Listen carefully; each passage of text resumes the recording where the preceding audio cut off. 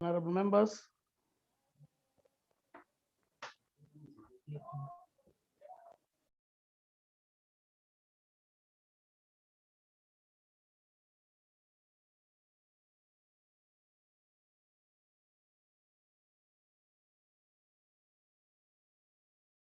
Morning, Chairperson.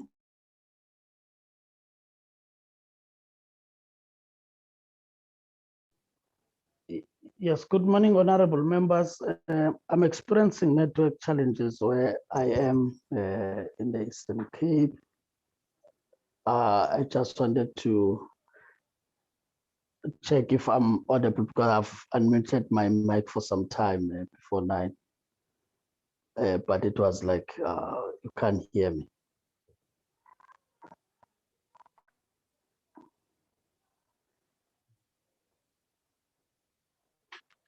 Am I audible now? We can hear you, Chairperson. Chair, you're clear on my side. All right. Then if I'm clear, honorable members, I'll just check, Ajira, if we've got the required quorum for We the have meeting. the quiet quorum, Chairperson. You can go ahead. All right. Thanks, honorable members. The department, I'm not sure because I can't see from my side if the minister has also joined the meeting. But in that case, I would acknowledge also the department as well as SAPO, the entity. Greetings to South Africans. As I said, I'm experiencing network challenges. My video may just cause challenges in terms of opening it up from time to time.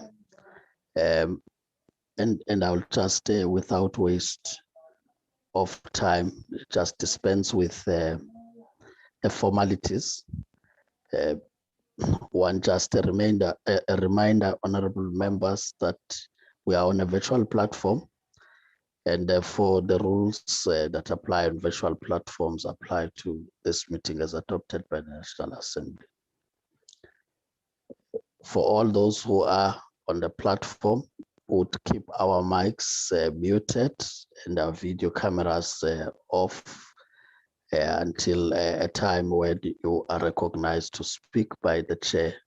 In that case, you will unmute your mic and switch on your video camera so that the viewers at home would also follow the deliberations and who's speaking.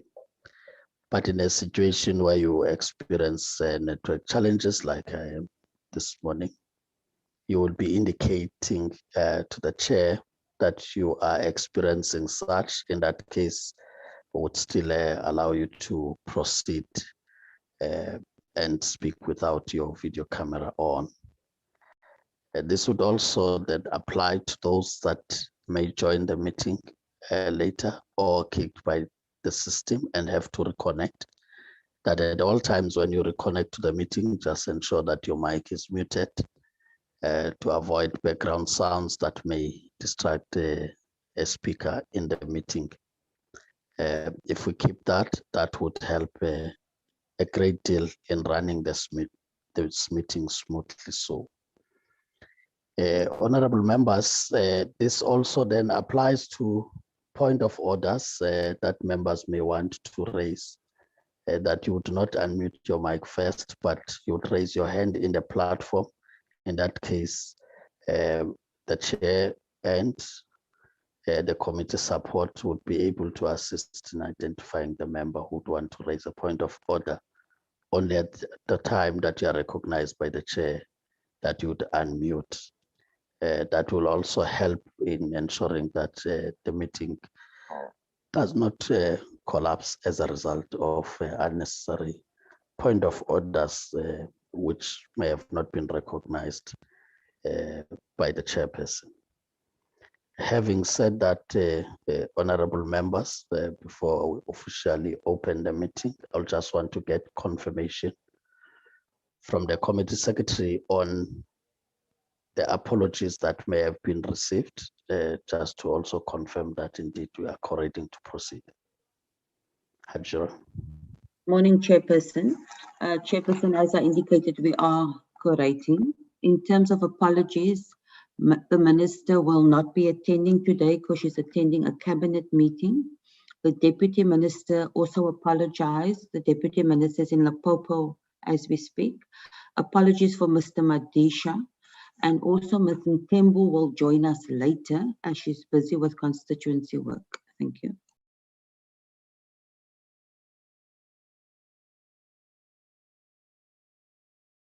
Ajira, for those apologies, I take it that they would be agreed to. Chairperson. Yes, Ajira. Chair, did you hear me? Or yes, I can't hear you clearly. Okay, you can't hear me. I can hear you now, Chair.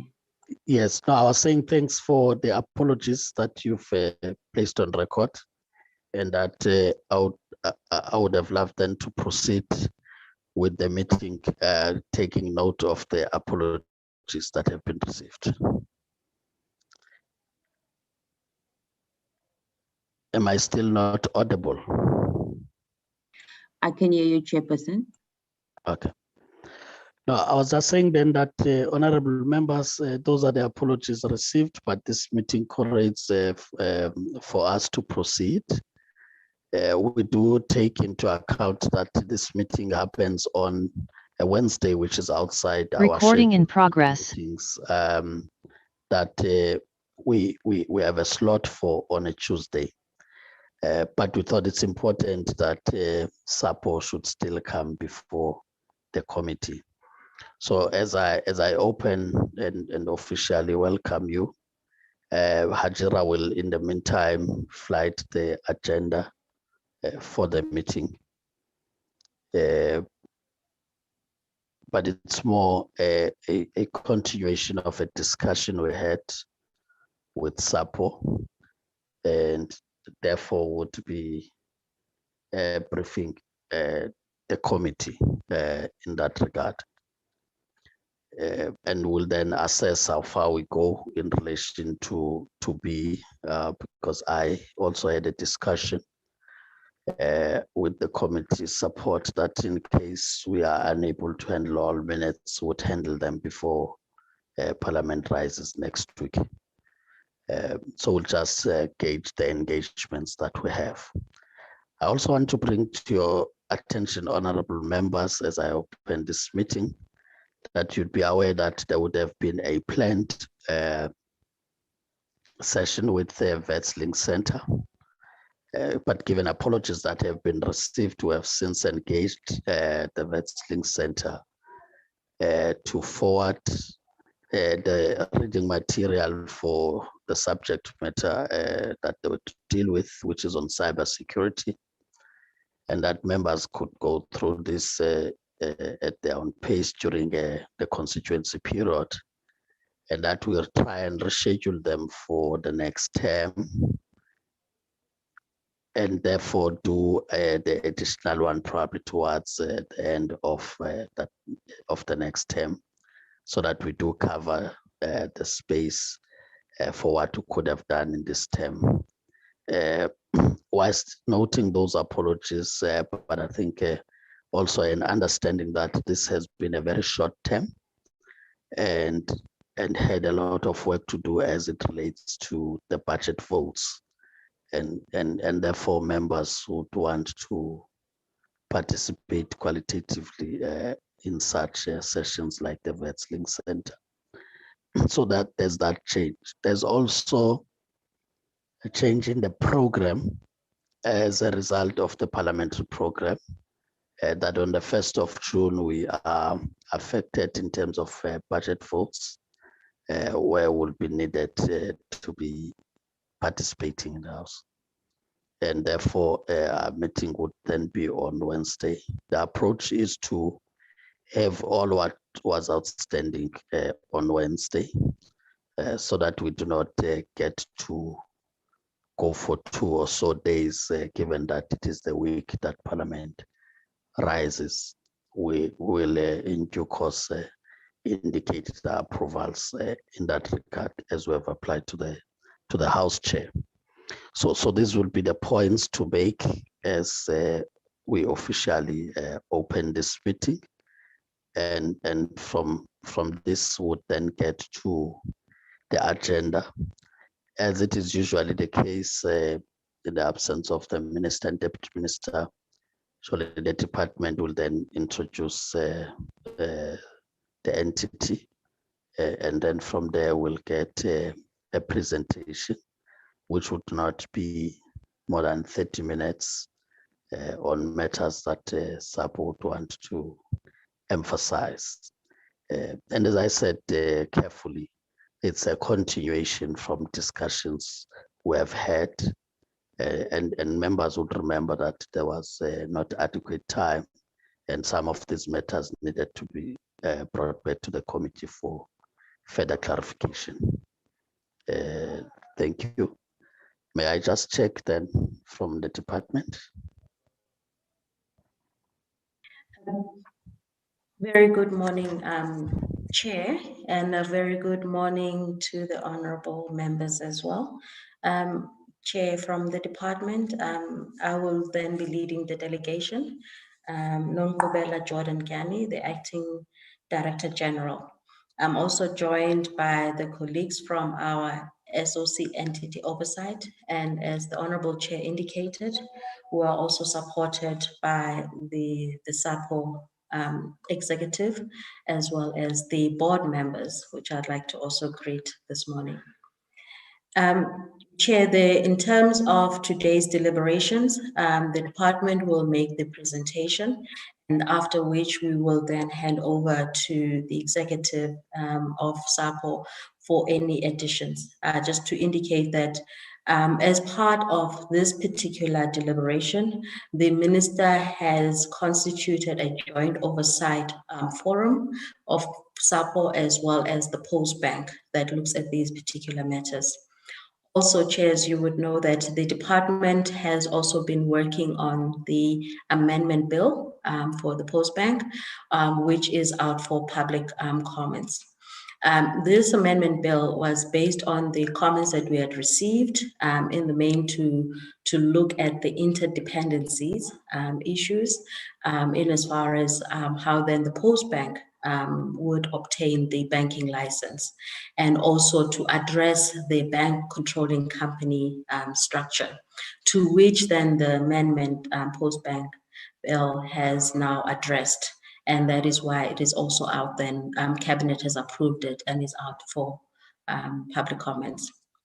Chair, just to indicate that the revised structure seeks therefore to separate the Postbank from SAPO as the holding company, and therefore places a new bank controlling company. And just to indicate lastly, before I hand over to my colleagues for the presentation, that this corporatization of the Postbank is very critical, as it will contribute to financial inclusion, which are very imperative in our country, especially in this current circumstances. We're leveraging on the wide footprint that the post office has to ensure that we reach every single corner of our country and to assist those who are currently unbanked to be able to participate in the economy. So in the long run, it will contribute to economic growth of the country. It will also support the funding for SMMEs as well as the small startups. We're also hoping that this opportunity will present that those who are currently dependent on the social grants but have means of an activity or trying to sell products, that they will use then this particular platform as both as an engine for job creation as well as to assist them in their own economic development initiatives. I would like to therefore hand over to my colleague, Ms. Renilwe Langa, who will then take us through the presentation, Chair, with your permission. Yes, please proceed.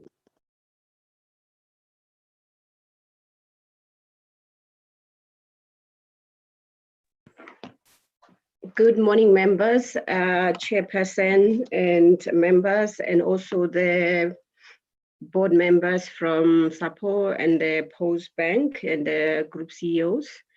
I'm going to be taking members through the presentation on the separation, and the way the presentation has been structured is also to provide context and in terms of the actual separation, and also to provide an overview update in terms of where we are as far as the licensing process is concerned, and also to provide the rationale why the separation and the legislative amendments that entail.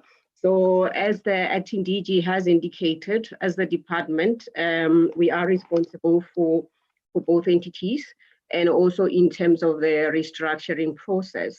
So I'm just going to go through the presentation itself. If my colleague can just slide it.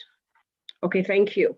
So in terms of the presentation outline, as indicated, we also thought to provide a bit of context on the legislative framework and the status up to date, and also to provide what actually are enabling legislation in terms of the licensing. So if we can move to the next slide, in the next slide, then we also touch on the legislative background, that is the legal instrument which Postbank is governed by. We have, for example, the South African Postbank SOC Limited, and we also have the SAPO Act, the Banks Act, the Public Finance Management Act, the Financial Center Intelligence Act, the POPI Act, the Companies Act, the Reserve Bank regulations, and also the National Treasury regulations. And also Postbank is gearing itself in terms of fully complying with all this relevant legislation once it is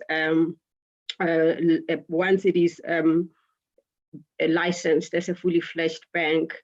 So the next slide is very critical because it gives an overall outlook in terms of the licensing process itself, where we started in terms of the application process and where we are currently. So if one look, for example, at number one, before we could even talk about the licensing, Postbank needed to be given the needed to be given authorization to establish the bank. This is a process that was done jointly by SAPO and the Postbank, and then obviously with the department providing oversight.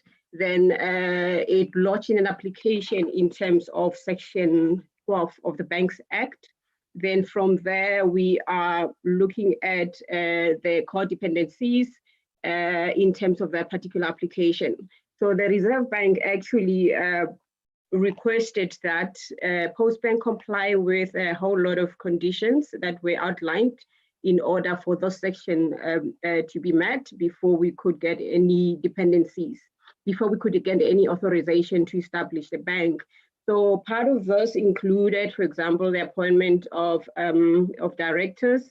And then in terms of how the appointment process was required, what was needed was there needed to be fit and proper processes that needed to be followed, which means that none of the board members or executives can serve on the Postbank if they haven't declared as fit and proper. And this process is very detailed because it requires that independent auditors do the assessments, and then followed by the actual assessments that will be done by the Reserve Bank itself.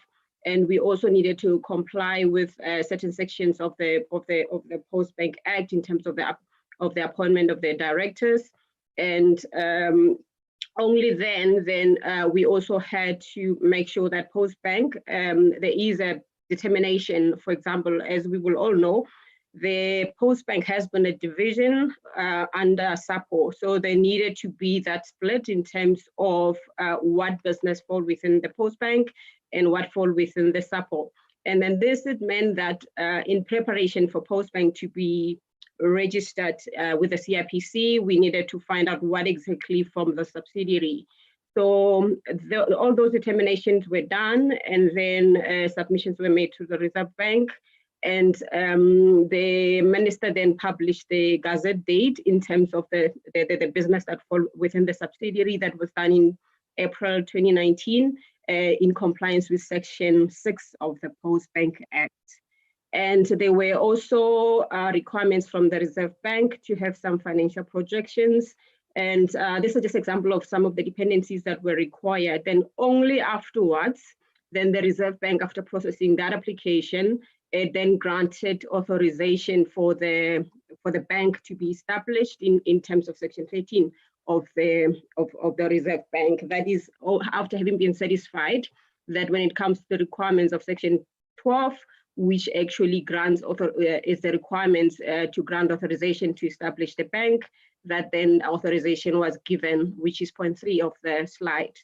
And subsequent to that, then it meant that only then Postbank received that authorization to establish the bank in terms of making sure that it positioned itself.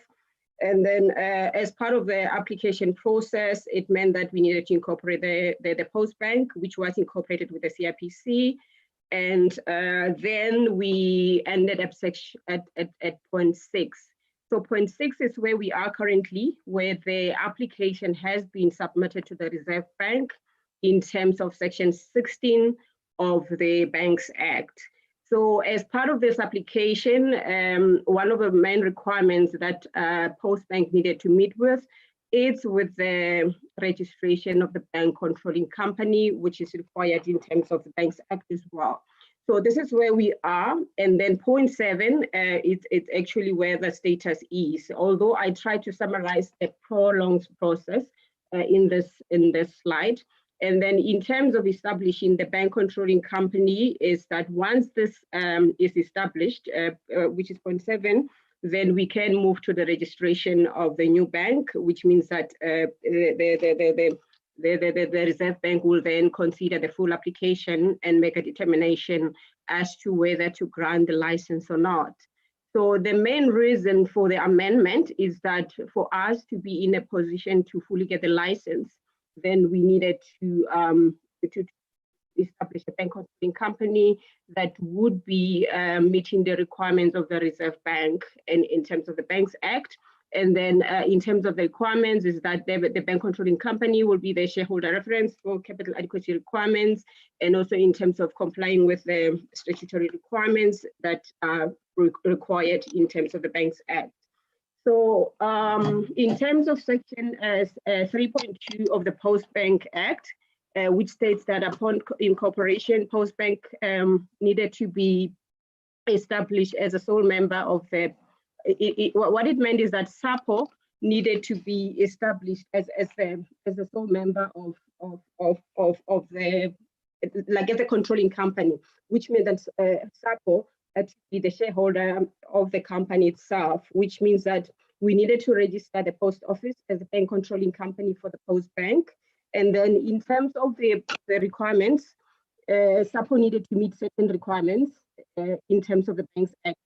So what it entails is that for Postbank for SAPO to be the controlling company, in terms of the requirement bank, you needed to be financially sound, which means that the requirements of the Banks Act needed to be complied with. And then that entailed that I'm sorry to interrupt, Chairperson. I do beg your pardon to the presenter. I really am sorry about this. I wonder, you're talking to the previous slide. Can I just ask that we go back to that one? We seem to be moving ahead on the slides. I'd appreciate that. Thank you very much. I do apologize again. Okay, thank you. If we can move to the previous slide. Okay.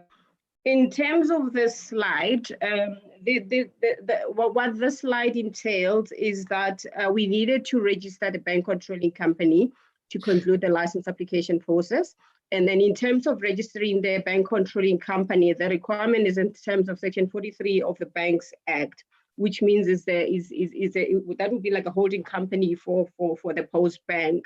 And then the implication of that section is that for any company to be registered as a BCC, it needed to meet the requirements of the Banks Act. But then in terms of the Postbank Act currently, what the Postbank Act stipulates is that upon incorporation of the Postbank company, SAPO shall be the sole member and shareholder of the company. And then this section implies that SAPO needed to be registered as the bank controlling company. So if we can move to the next slide.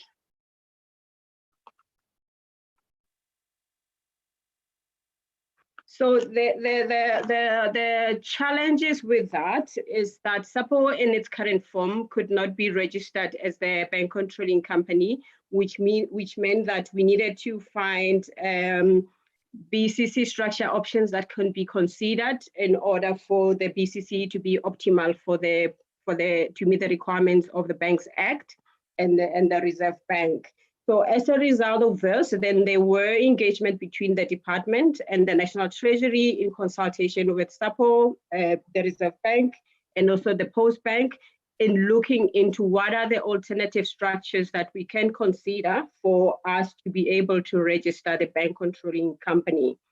And then the next slide actually provide various options that were considered in terms of what could be optimal to put the controlling company structure.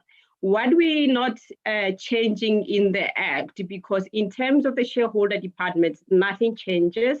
For example, the department have entities that report directly to it, including SAPO and all the other entities like your Centec, SABC, and the other entities as a shareholder company.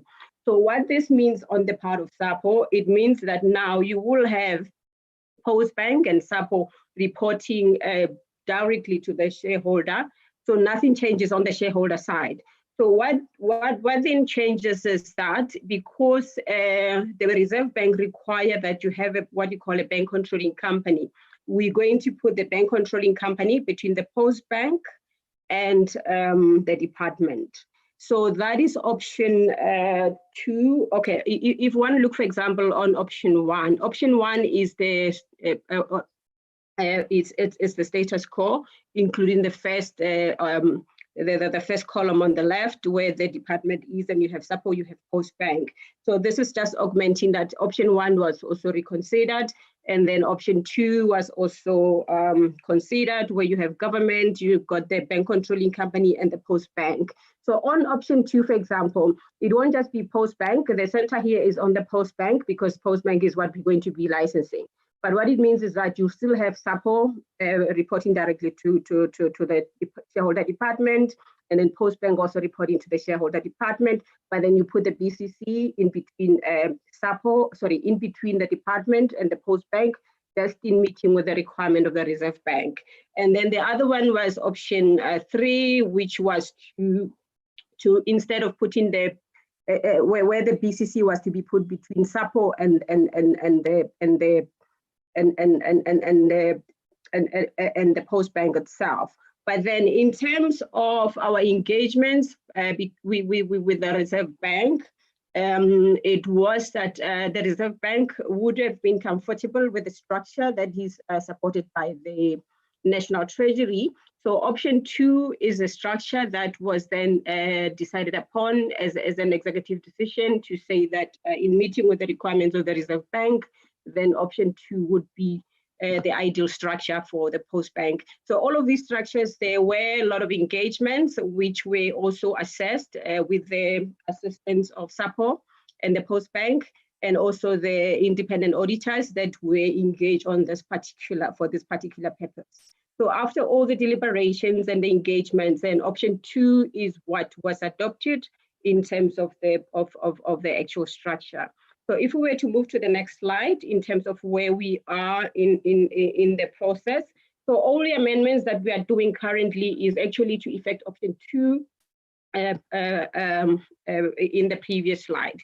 So as I indicated, we have looked at various options that were done, and then option 2 is what we ended up agreeing upon, and this was considered to be the least cost structure, and also to mitigate against the requirements if SAPO were to remain the bank controlling company. So as a result, once the structure was agreed upon, after all the consultation with all the key stakeholders, because at some stage we also consulted with the DTI in terms of making sure that there were amendments made to enable the state-owned entities to own the company or to be licensed as the bank. So all of those took place. I'm just condensing work that was done over a period of time. And then once they were agreement on the ground, then that's when we started with the amendments of the Postbank Act. And the sole purpose or the main purpose of the amendments is to make sure that we create or we effect the bank controlling structure that would then be registered in terms of Section 43 of the Banks Act, and then it will have control over the Postbank. As far as, for example, as I indicated in the previous slide, nothing changes in terms of the shareholder department. It's just to make sure that this controlling structure is put between the Postbank and the department, so that they can exercise control over the bank as required by the Reserve Bank. So if we were to go to the next slide.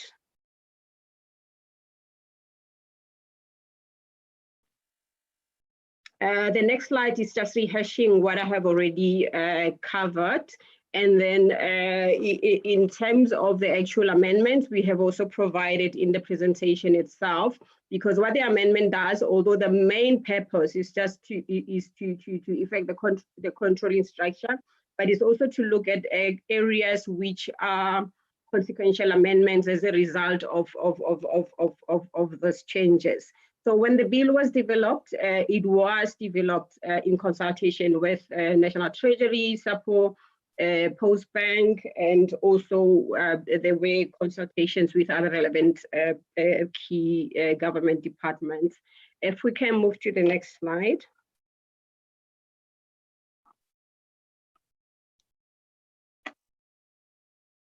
Yeah, as indicated, so this section just goes into the actual amendments, but I think the slides that I've covered, they give context in terms of what needs to happen, but I'll just browse them through them quickly. For example, we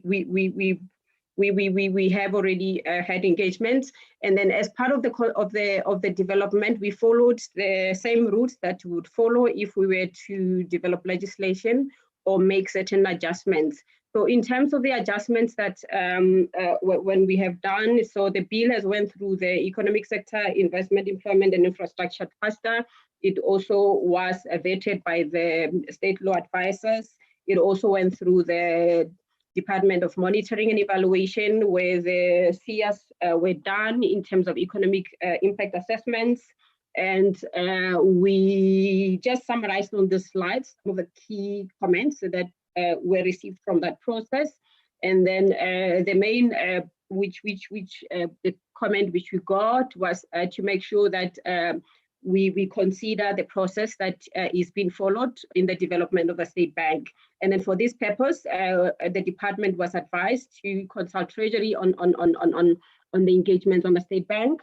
So those engagements have taken place, and what was agreed in principle, including at the cluster process, was that the amendments of the licensing of the Postbank is already at the final stages. So the engagements on the state bank should not put unnecessary delays on the licensing process. And then one of the key issues what was raised was with regard to then what are the implications for SAPO, because obviously when we change the reporting structure, there will be a direct financial impact on the part of SAPO.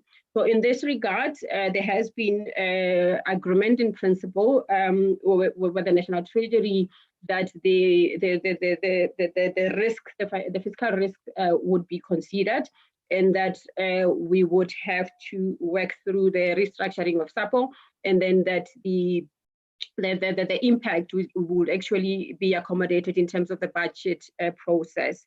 So once those major concerns were addressed, then we moved where the bill was then put through cabinet, and then for approval to get the bill published for public consultations on behalf of the department. So where we are currently, the bill was published, and then we have received comments from the public, which the department is currently processing. And the next slide just give the detailed amendments, but towards the conclusion, I will give members input in terms of where we are on the conclusion of the public comments, where the department is already busy with reviewing that process. And then once the department has done its part in terms of concluding the public consultation process, then the bill will be resubmitted to Parliament, where then the portfolio committee would have opportunity to do its own processing of the bill itself. For the purpose of today, we wanted to update members in terms of where we are in terms of effecting the separation, and what are key amendments that are required. So for example, if one look at the section 1, these are more consequential, amendments, because once you change the bank controlling structure, then for example, there will be instances where the bill was making reference to SAPO, then that becomes a minister or the department. And then also we clarifying what on the definitions, areas that needed to be amended in order to comply with the amendments that we are doing, and also to make provision for the registration of the bank controlling company. And then also section 3 is just rehashing what I indicated, that we are actually establishing the holding structure in terms of the Postbank, where we would have the bank controlling company between the Postbank and the department. And then the other sections as well, it's more just making sure that as you make key amendments, obviously there are those sections that would change, or where there are the implications that they would change. For example, some of these in terms of the commencement of the business, this actually we already dealt with, but it's just to make sure that the definitions are in line with what the current Company Act is saying, where we talk about incorporation. And for example, in terms of section 9, here it's where we are promoting that the use of the postal infrastructure and employees, that the arrangements that SAPO has with the Postbank in terms of the use of infrastructure and resources, that we will protect those arrangements, because currently Postbank operates on the basis that it is utilizing the Postbank. And then in terms of the next slide, also it touches on the actual amendments, where we have identified consequential amendments, and then maybe strengthening what is already there. And then with regard to section 10, which talks about the appointment of the board, on the appointment of the board itself, this is just to provide indication that although the Postbank Act, it does outline the process which need to be followed in terms of the appointment of the board, but then this process is also done in compliance with the Reserve Bank requirements. For example, as I indicated before, that nobody can be appointed into the bank unless they have been assessed for fit and proper assessments as required by the Banks Act, and also that members meet those requirements. And then there are requirements, for example, after people have been declared fit and proper, that there are concurrent approvals that are required between the Minister of Finance and the shareholder minister.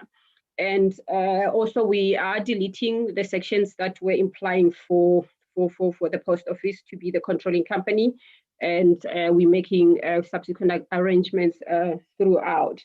So all of these sections are basically just touching all the areas where there are implications when you change the ownership structure.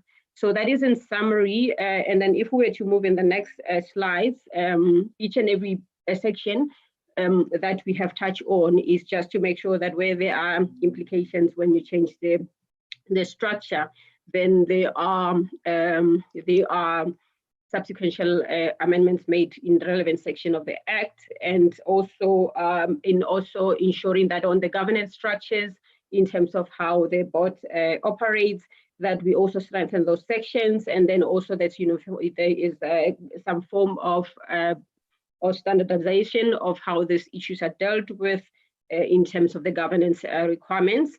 And also what the Postbank was, for example, indicating was we had, for example, certain terminologies. So here is just to standardize, for example, where in the Act you had what we call the managing director. Now we are saying chief executive officer, and also making sure that there's consistency, that both the chief financial officer and the chief executive officers, the appointment process is also strengthened. And also there's uniformity in terms of how you deal with those two key appointments. So yeah, I think Section 20 I've already alluded on. It's just to make sure that there are consistencies and also there are necessary alignments.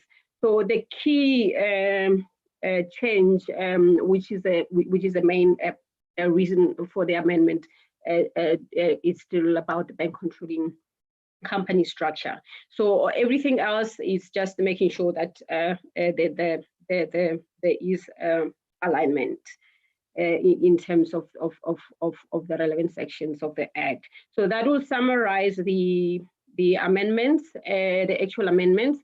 And then if we can move to the next slide, which is actually bringing us to conclusion in terms of the presentation. As I indicated previously, there was concern when we were having those consultative processes with the relevant clusters and the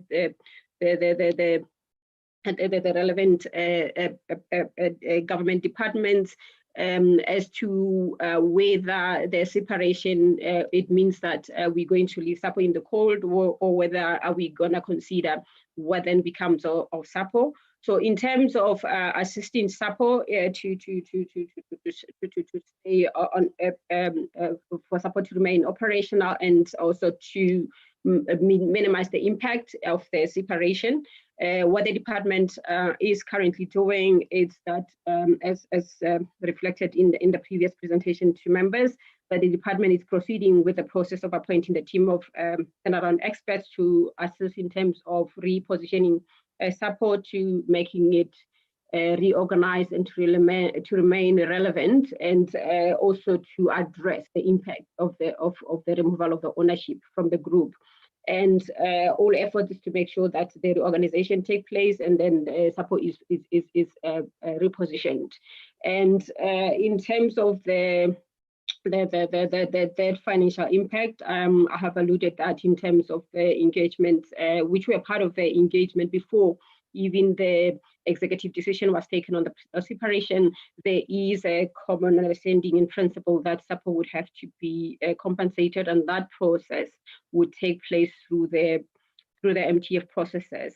And then the next slide actually is more conclusion slide, and as indicated during my presentation, that in terms of what this means, when the amendment are effected, like all the legislative processes have been followed through, what it means is that we will be in a position, or Postbank will be in a position, to register the bank controlling company as required by the Bank Act. And then once that process is concluded, then SAPO will, Postbank would then refresh its application for the banking licensing. And this is the last step in terms of the banking licensing application process, where then the Reserve Bank would then make a determination in terms of awarding the fully fledged license. But then in terms of the amendment themselves, where we are at the Department Public Consultation processes. And then once this is concluded, and the bill will be taken through the parliamentary processes, where then the portfolio committee would then have the opportunity to take over the bill, and also making their own consultations on the bill itself. But as far as the department process is concerned, once we close on this review, we will be in a position then to hand over the bill to the portfolio committee. And then it will also go through the normal process that any bill will have to go through, where it will go through the cluster, then cabinet, then parliament. I think that is in summary where we are in terms of the actual separation. Thanks. And then the next slide is this is just given as annexure in terms of overview of Postbank current capabilities. But in terms of some of the main purpose of the presentation, to update members in terms of where we are in terms of the separation process. This is where we are, members. Thank you.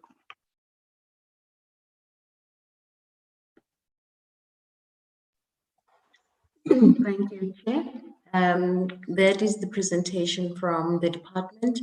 I'm not so sure, Chair, if maybe we could give an opportunity from the post office, if maybe they would like to make an input. Thank you. And the Postbank. Yes, they can proceed. SAPO. The post. Good morning, Chair. This is the CEO of SAPO.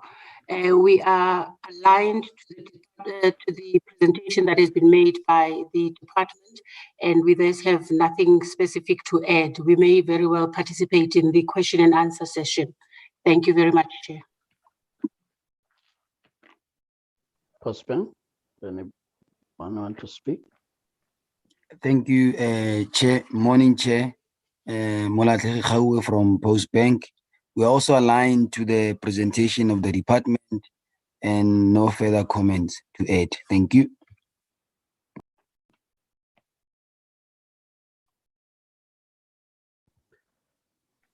That's it, honorable members. As it is always said, we'll now get to recognize hands of honorable members who would want to speak on the presentation.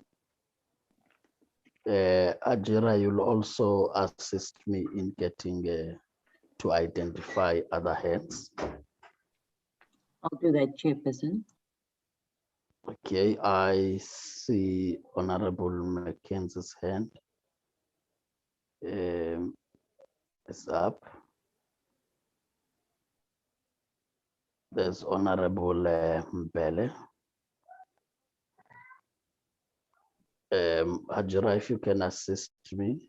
That's the only two hands I see, Chair. That's the only two hands I see for now. Okay, Honorable Mackenzie, you are recognized. You can then proceed.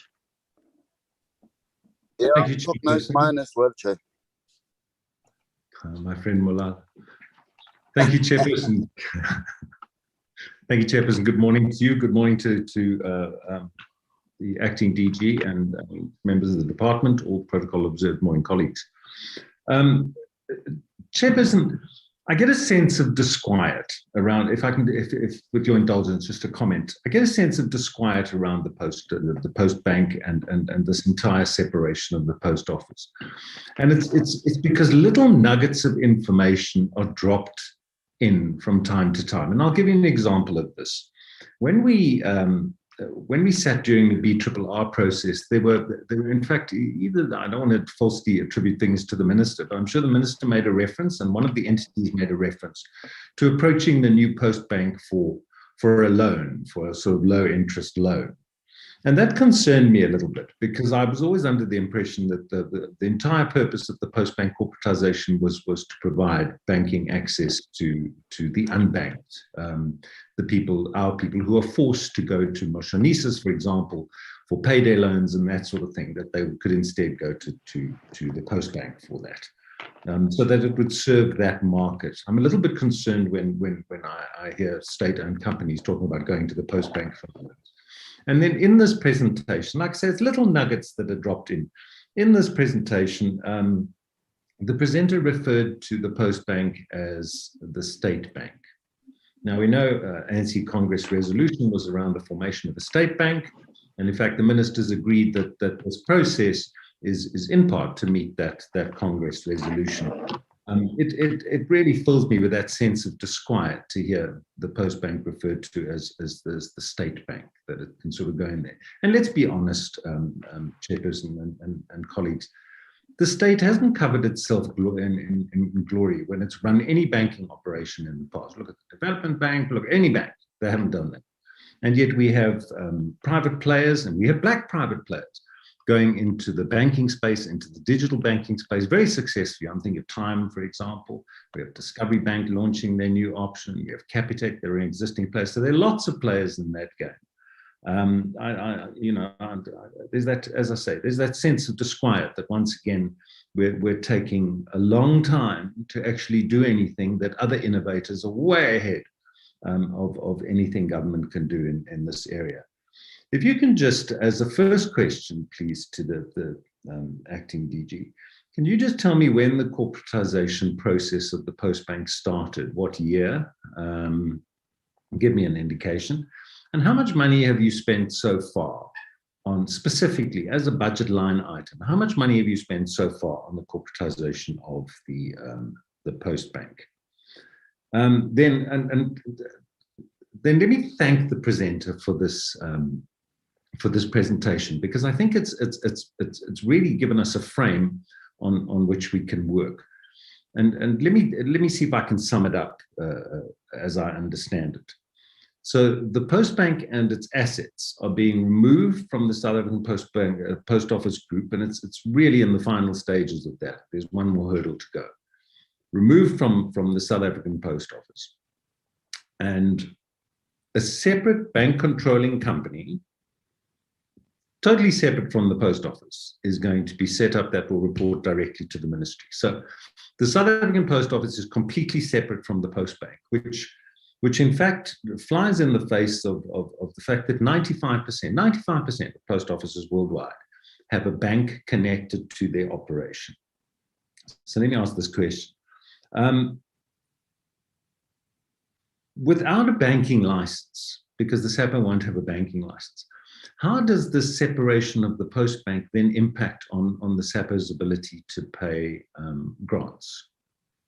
If you can just give me an indication of that, because there must be some sort of connection that allows the SAPO, through their existing banking license, to transfer funds and this sort of thing from account to account, to receive funds, to disperse funds.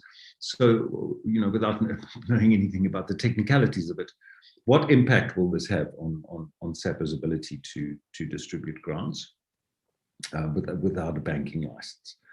And what are the staff implications of this for the staff at the South African Post Office that are looking after Postbank applications? There was reference made in the presentation to some sort of detail around this, what sort of rent or space would be paid and that sort of thing to the Post Office. We didn't see any of that detail, and I think it would be very useful to interrogate that. So perhaps you could get that to us at a later stage. But what are the implications for the staff that are looking after the Postbank in the Post Office at the moment? Then you referred to turnaround experts at the SAPO. Okay, so we've accepted that the South African Post Office board is coming in, and they're not turnaround experts and they're not SAPO experts, so they're coming in as the board. I'm not sure what they're doing if they're not the turnaround experts. Who are the turnaround experts? Can you tell me? Have they been appointed? Have you put out feelers into the market? Is there a request for proposals or request for quotation? Are you putting this out to tender? Are you using a government entity or treasury entity? Can you just give me an idea who these turnaround experts are, please? Then I'm a little bit concerned over the funding. So the bank controlling company, now the post office, clearly, we know the post office is bankrupt. That's it. According to your presentation and according to the information provided, a bankrupt company could not then own a bank controlling company, because the capital adequacy, the amount of capital you need in the controlling company needs to be fairly substantial, I presume more than you have in the Postbank. So can you give me an indication of what those capital adequacy requirements are? How much capital are you going to need in this bank controlling company? Where's the capital coming from? Have Treasury given you an indication that this capital is available, and how they're going to put it in? And then, of course, what happens to the post office? Because, and once again, we have, you sort of dropped little hints of sort of money coming, money going to be made available. But what sort of numbers are we talking about? I'm trying to get my head around this, trying to work out how the post office is going to be sustainable, given the losses it's incurring, without the Postbank to anchor its balance sheet and make it a solvent entity. Because it seems that the SAPO is just being thrown to one side, and the Postbank we're heading on because it's a very useful thing to do. But the South African Post Office, there seems to be very little detail around that. So if you can just tell me the kind of numbers that we're talking about, how much capital is going to be required by this bank controlling company? Who's going to pay it? Because as I understand it, Treasury doesn't have any money. Who's going to provide that capital? And then give us some kind of timeline. That's what's sort of missing from this document, is by when will the capital be paid? And the minister referenced compensation to the post office for the investment they've made in the post office, and I get that.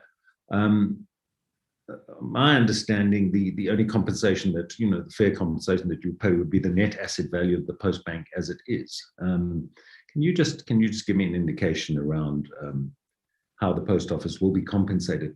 And how is the post office going to be a going concern, even now, as we speak? How is the post office going to be a going concern without the Postbank, having no connection to the Postbank whatsoever, which is the model that has been accepted? Can you just tell me how the post office is going to be a going concern?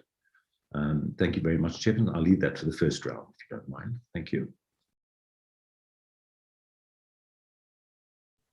Honorable Mbele, you are recognized to speak. You'll be followed by Honorable Mlala. Thank you very much, Chairperson, and good morning to colleagues and everyone on the platform. And thank you for not as we wish or imagine them to be.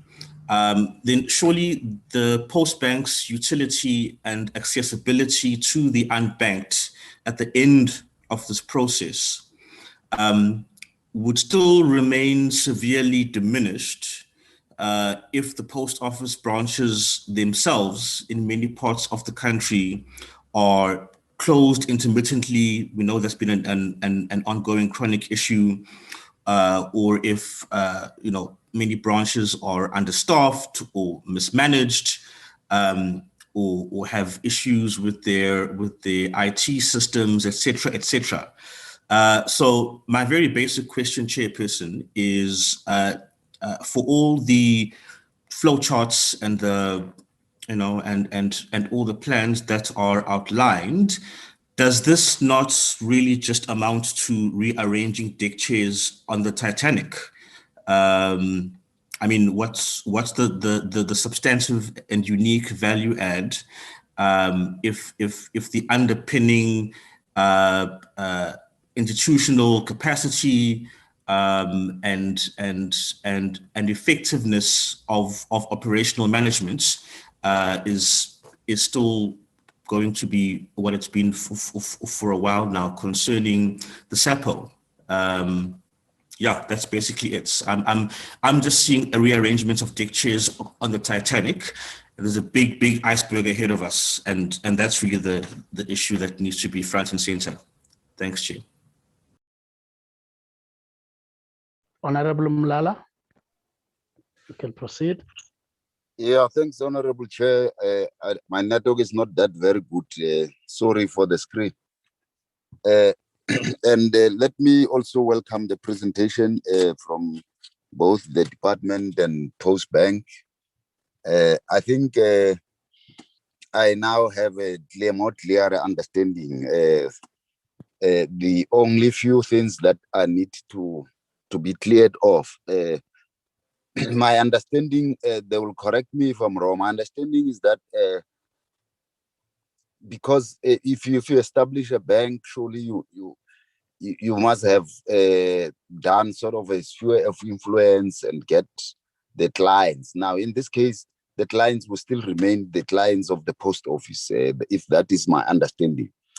Now, does it mean that the post office now will have to require the post bank to pay rent in their buildings if they are going to use their building as a form of compensation, so that we don't leave the post office collapsing? The second thing is that I wanted clarity on. It's around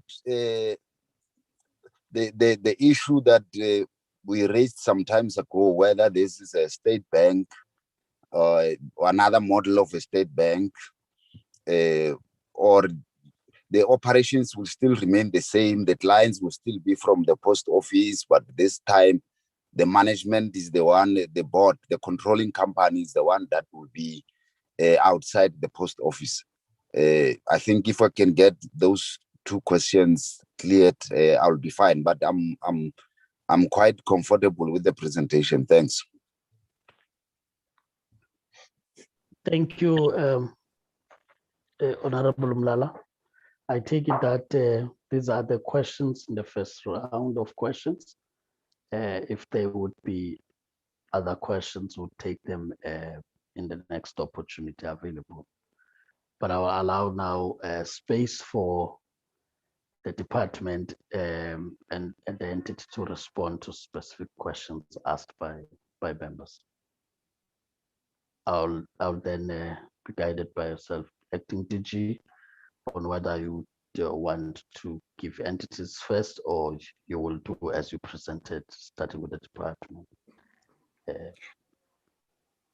Thank you, Honorable Chair. Yes, no, Chair, we will start with the department, and then I will also then ask SAPO as well as the Postbank to also then address, especially the administrative matters between the two entities, as well as then the staff implications. May I then hand over to my colleague, Ms. Langa?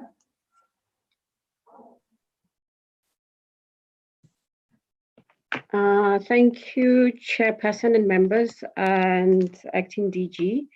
I will answer some of the questions, but I'm also joined on the line by some of my colleagues who would assist with responding to the question, in particular, my colleague Moses Nchabele.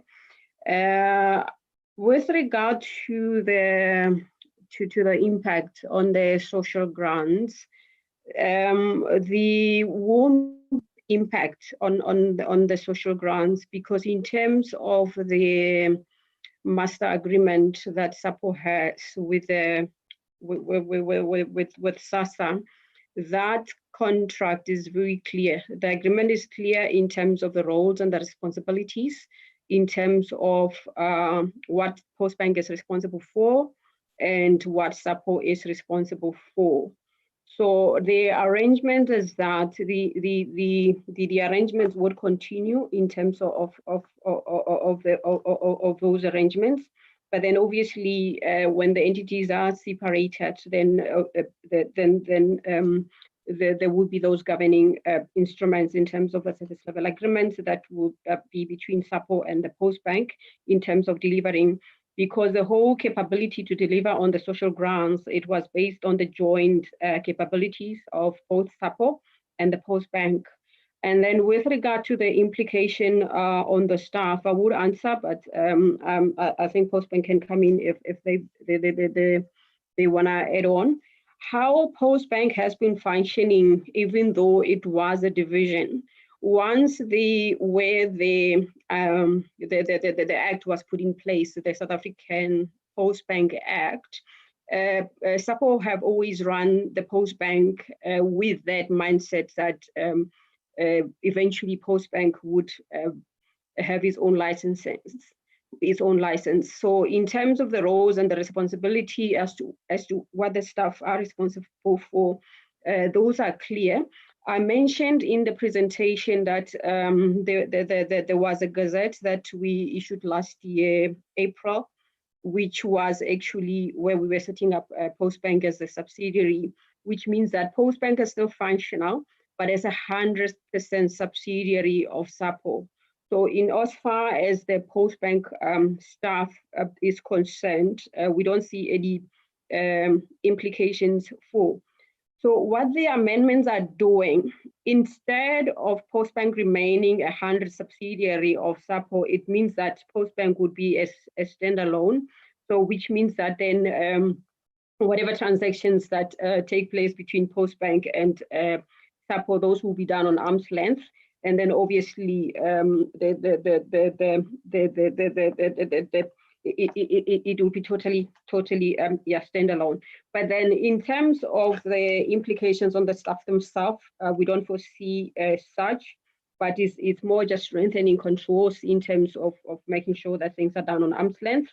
And I also had one member talking about you just rearranging the chairs like in the Titanic. What happens is when Postbank is fully licensed, what it means is that Postbank would be expected to fully comply with the requirements of the Banks Act. And then in terms of that, then obviously there are more stringent controls in terms of what need to be put in place in that regard. And then one of the main reasons for putting the controlling structure between the department and the Postbank is in meeting those requirements, because it means that the body that you put in place in terms of controlling structure, there must be people that are having experts in banking and stuff like that. And then initially, what we are recommending is that the board members that are serving in the Postbank can be part of that controlling structure. This is to ensure that those people that look after the affairs of the bank, they are very well much equipped in terms of making sure that the bank complies with all the prudence requirements that is required of the bank, whether it's in managing the risks and controls, and also in the capital adequacy requirements. So my colleague Moses will touch on the capital adequacy requirements. And then in terms of making sure that the licensing is complied with, Postbank will be expected to comply with the requirements of the Banks Act, and it also will enable it, for example, to be able to broaden its offerings and all of those things that they couldn't do under the current situation. So this is to make sure that Postbank is not only operating on a limited basis, but then it becomes a fully fledged bank in terms of operating under the Reserve Bank requirement. So, and then with regard to the capital adequacy, with regard to the impact of the separation on SAPO as to what is being done, we are working with SAPO and also in consultation with the National Treasury in terms of making determination of what would be the optimal determination of what need to be compensated on the part of SAPO. It's not something that as a department we are working on in isolation. As indicated in principle, the agreement is there, but then on the methodologies and the staff, this is something that we are currently addressing with SAPO. And I think on the other issues that I have missed, my colleague Moses will come in, and then some of the questions acting DG would come in. Thank you.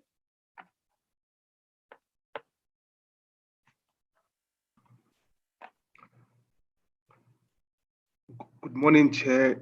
Good morning, honorable members, board members of SAPO and executives. I will touch on the issue that Honorable Mackenzie made in relation to a mention of a loan by a certain state bank through Postbank. I must indicate that currently, as Postbank is operating under the exemption from the Banks Act, and based on the conditions that are currently applicable to Postbank, Postbank is not allowed to provide any loans, and for it to be able to offer loans, that is a process that will unfold post the license, because they still would have to apply to the Reserve Bank for any type of loans that they would want to offer. And again, they still have to register with the National Credit Regulator. So the issue of the loan that is being made reference to in terms of how Postbank is managed and its operations in terms of what services it can provide, that issue of a state loan, to our knowledge, is not applicable to Postbank currently. Sorry, Chairperson, if I could just step in and interrupt here for a minute, please. I didn't, with respect to you, sir, I didn't, and through you, Chair, I didn't say that there was a state, the state had loaned money from Postbank. That's not what I said. I said during the BRRR reports, there was an indication that some SOEs were looking at the Postbank as an option to approach for loans in the future. That's what I said. Thank you very much, Chairperson, for the opportunity to explain. Thank you for the correction. Nonetheless, the explanation is that would be in future based on the approvals that would have been granted post the license application. The other issue that was raised was the issue that made reference to Postbank as a state bank.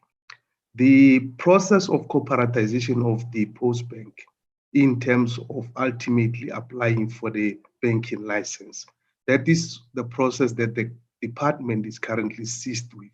The issue of a state bank is an initiative that is undertaken by National Treasury that in itself would look at the much broader concept of a state bank. What the department is currently seized with the corporatization of the Postbank with the ultimate objective of applying for a banking license. That's what we are currently busy with. It is an obvious fact that Postbank is a state-owned institution. So for us, we are not referring to it as a state bank in the context of that broader discussion. What we are doing is it will be a licensed state-owned bank, not necessarily a state bank in the context of the discussion taking place at National Treasury. And those discussions, as the presenter has indicated earlier, we have met with National Treasury, and the processes are going to run parallel in terms of National Treasury giving us the blessings to go ahead with the banking license application for Postbank. The other issue that was asked relates to the funding in terms of the capital adequacy requirement as required by the SAPO in terms of the banking license. In the approval of the Section 12 application, the Prudential Authority at the SAPO already indicated the percentage that would be required for Postbank in terms of the meeting the capital adequacy ratio. That percentage is 28.85. And if we look at the retained earnings and the net asset value that we are currently having of 3.4 billion, Postbank in its own finances would be able to meet that requirement, because as we were doing the estimation at the time, it was around about 980 million that we would have to set aside to meet the capital adequacy requirement as stipulated by SAPO. So that issue is going to be covered in relation to what we currently have in the Postbank's finances. The other issue I think has been covered in terms of the staff implication for SAPO. Currently, as we know, Postbank is using SAPO's infrastructure to offer the services to the public. And the SAPO tellers are being utilized to offer Postbank services as part of the offerings of a bank. So the staff would still continue to do the work. And in terms of the interdependency relationship that is being protected between SAPO and Postbank, that arrangement has been concretized by the signing of the cooperation agreements. And to the extent that Honorable Molalo make reference to whether Postbank would pay rentals for the services, indeed, the cooperation agreement covered the shared services and the transfer pricing in terms of the services that Post Office is rendering on behalf of Postbank. That has been determined, and the agreement already stipulates the kind of reimbursement and the financial arrangements between the two institutions. The other issue that has been covered, that has been asked, was the corporatization process. The corporatization process started in 2004 as emanating from the Memorandum of Understanding that was signed between Minister of Communications at the time and Minister of Finance, that emanating from the issue of protecting the depositors' funds. So that process, indeed, it has taken long to actually arrive where we are. So that's where it started. And the Memorandum of Understanding articulated what has to happen, including the corporatization of the bank that we are embarking on currently. The other issue have been the other question that I want to touch on is the issue of the clients of Postbank, as mentioned by Honorable Molala. The depositors' funds that are kept under the custodianship of Postbank are for the deposits. The funds are for the depositors. Those are the clients of Postbank. However, the services, as we know, are rendered through the SAPO infrastructure, meaning the branches. Therefore, any future arrangement has already been covered by the cooperation agreements that have already been signed, articulating how the two institutions would coexist and what would be the arrangement between the two. So even the Act itself talks to the shared infrastructure in order to protect what we already know, because there's no way that Postbank is going to replicate the branches that SAPO is already having. So that relationship will continue even in the future as the whole issue unfolds. I think I have covered all the questions that have been asked. The issue of the payment of the grant, I think my colleague has covered it. There wouldn't be any change, because even currently, the issue of the banking related function and the interface in terms of the over-the-counter already articulated in the master service agreement signed with SASSA. So there shouldn't be any impact, because the banking related functions are as regulated by the National Payment System and SAP, insofar as the designation relates to the functions of a bank as entrusted to Postbank. Thanks, Chairperson.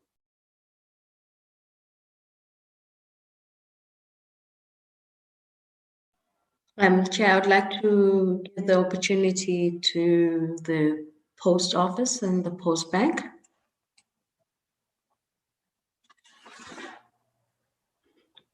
Thank you very much, Acting DG. It's Molatlegi from the bank. So I think our colleagues have really covered, all the questions. The only addition from our side is on the Honorable Mackenzie asked the question about what is the implication for the staff that are looking after Postbank that were part of SAPO. Just to add to what Moses have said, so with effect from the 1st of April 2019, so the staff that were specifically within the division, and the division then Postbank within SAPO, so following all the applicable labor relation laws, they were then moved to Postbank as a standalone entity. That's the first part. On maybe Honorable Mulala, on the issues of, I guess, the compensation of the services that are being provided by SAPO to Postbank or Postbank customers, over and above obviously using the tellers that are there. There's also the infrastructure that is obviously owned by SAPO. So part of the transfer pricing, which is a compensation for the services that are being provided, will also cover that component that will be paid by Postbank to SAPO. I think those are the two additions that I would like to make. We have one of our board members who's also on the call, Chair. So I'm not sure if they want to add is Mr. Mangoja. So if he wants to add anything before we take it back to the acting DG or SAPO.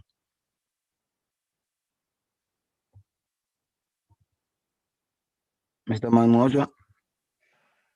Good morning, Chair, and good morning, honorable members.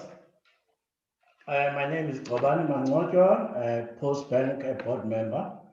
I will just add on the capital adequacy question, which Moses has articulated very well.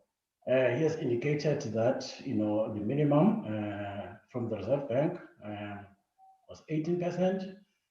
We have engaged also, the services of Ernst & Young as a board to look at the capital adequacy for Postbank for the next 3 years. We are quite comfortable as a board.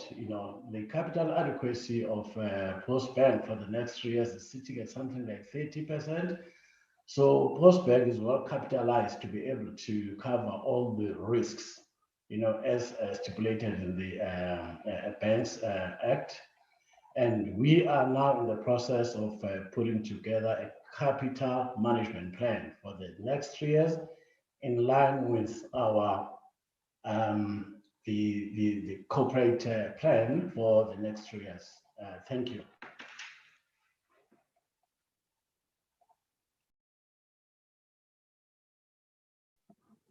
Honorable Chair and honorable members, this is Nomkita Moana, Group CEO for SAPO.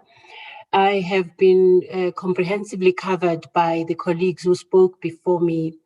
The only emphasis I'd like to make, though, honorable members, is that when we refer to compensation, which both my colleagues have explained from the operational side, we want to look at it more from an all-encompassing point of view, where we are looking at compensation to SAPO for the value that it has created in the bank over time since inception.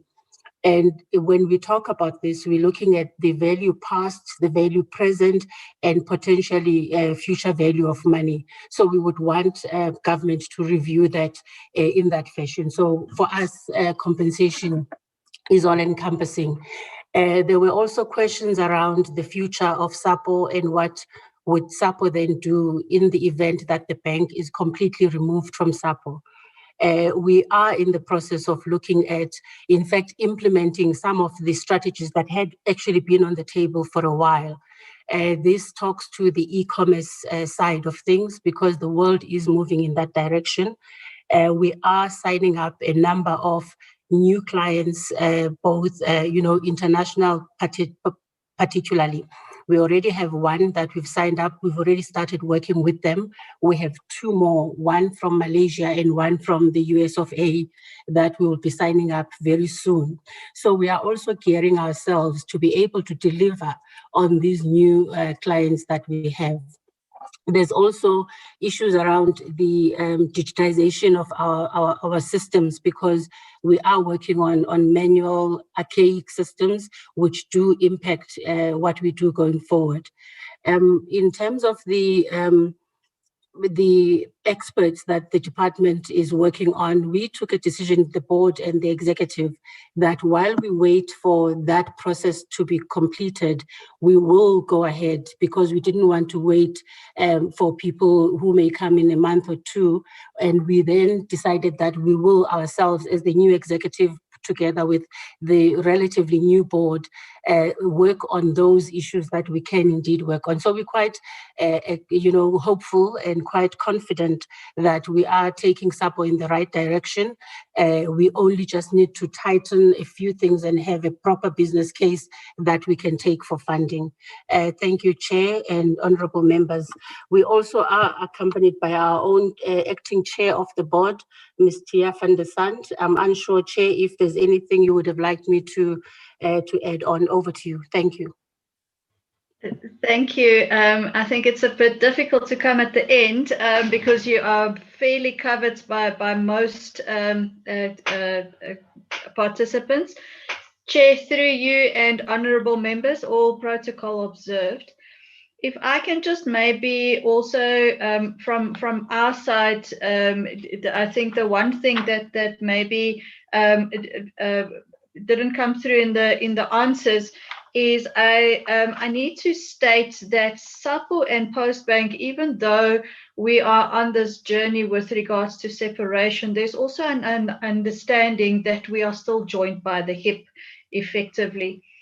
To that effect, I need to state to the committee that what we refer to as a PTTT. So I'll be guided if I'm wrongly interpreting. It's the Postbank Transition Task Team, if memory serves me right.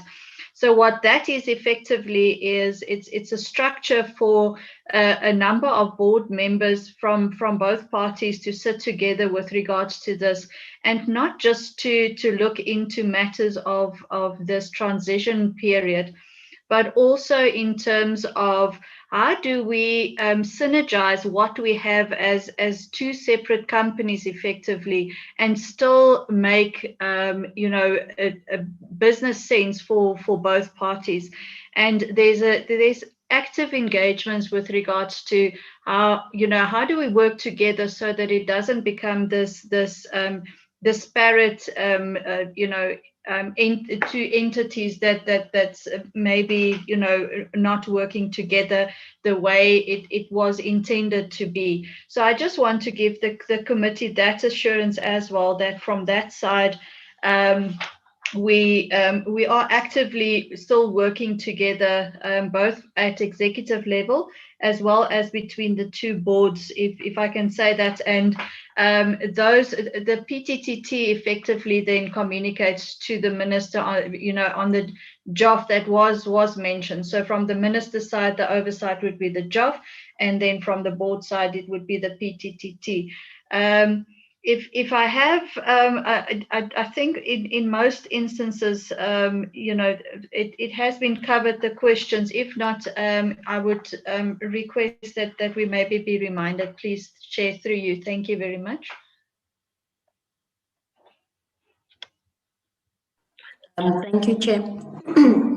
Chair, there was a question I'm just going to ask the team from the department to respond on regarding Honorable Mackenzie asked about raising the concern of the timeframes as to when did this corporatization start and how much money has been spent, and then obviously what are then the envisaged timeframes for the conclusion.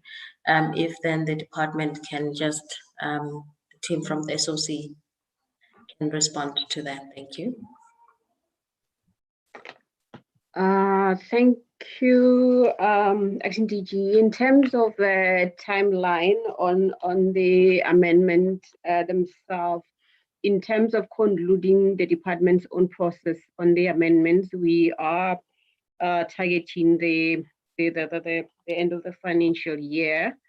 And with regard to the funding compensation for SAPO, we have already started working with SAPO in terms of how this needs to be taken into account. And then the target is to make sure that by the time the MTF process opens, and we are ready in terms of submitting the submission to the National Treasury. And then in the engagements, we are also working at proactively re-engaging Treasury. I think the CEO of SAPO has touched on the rationale for the compensation. And then if I left out any other question, my colleague Moses is on the line. Thank you.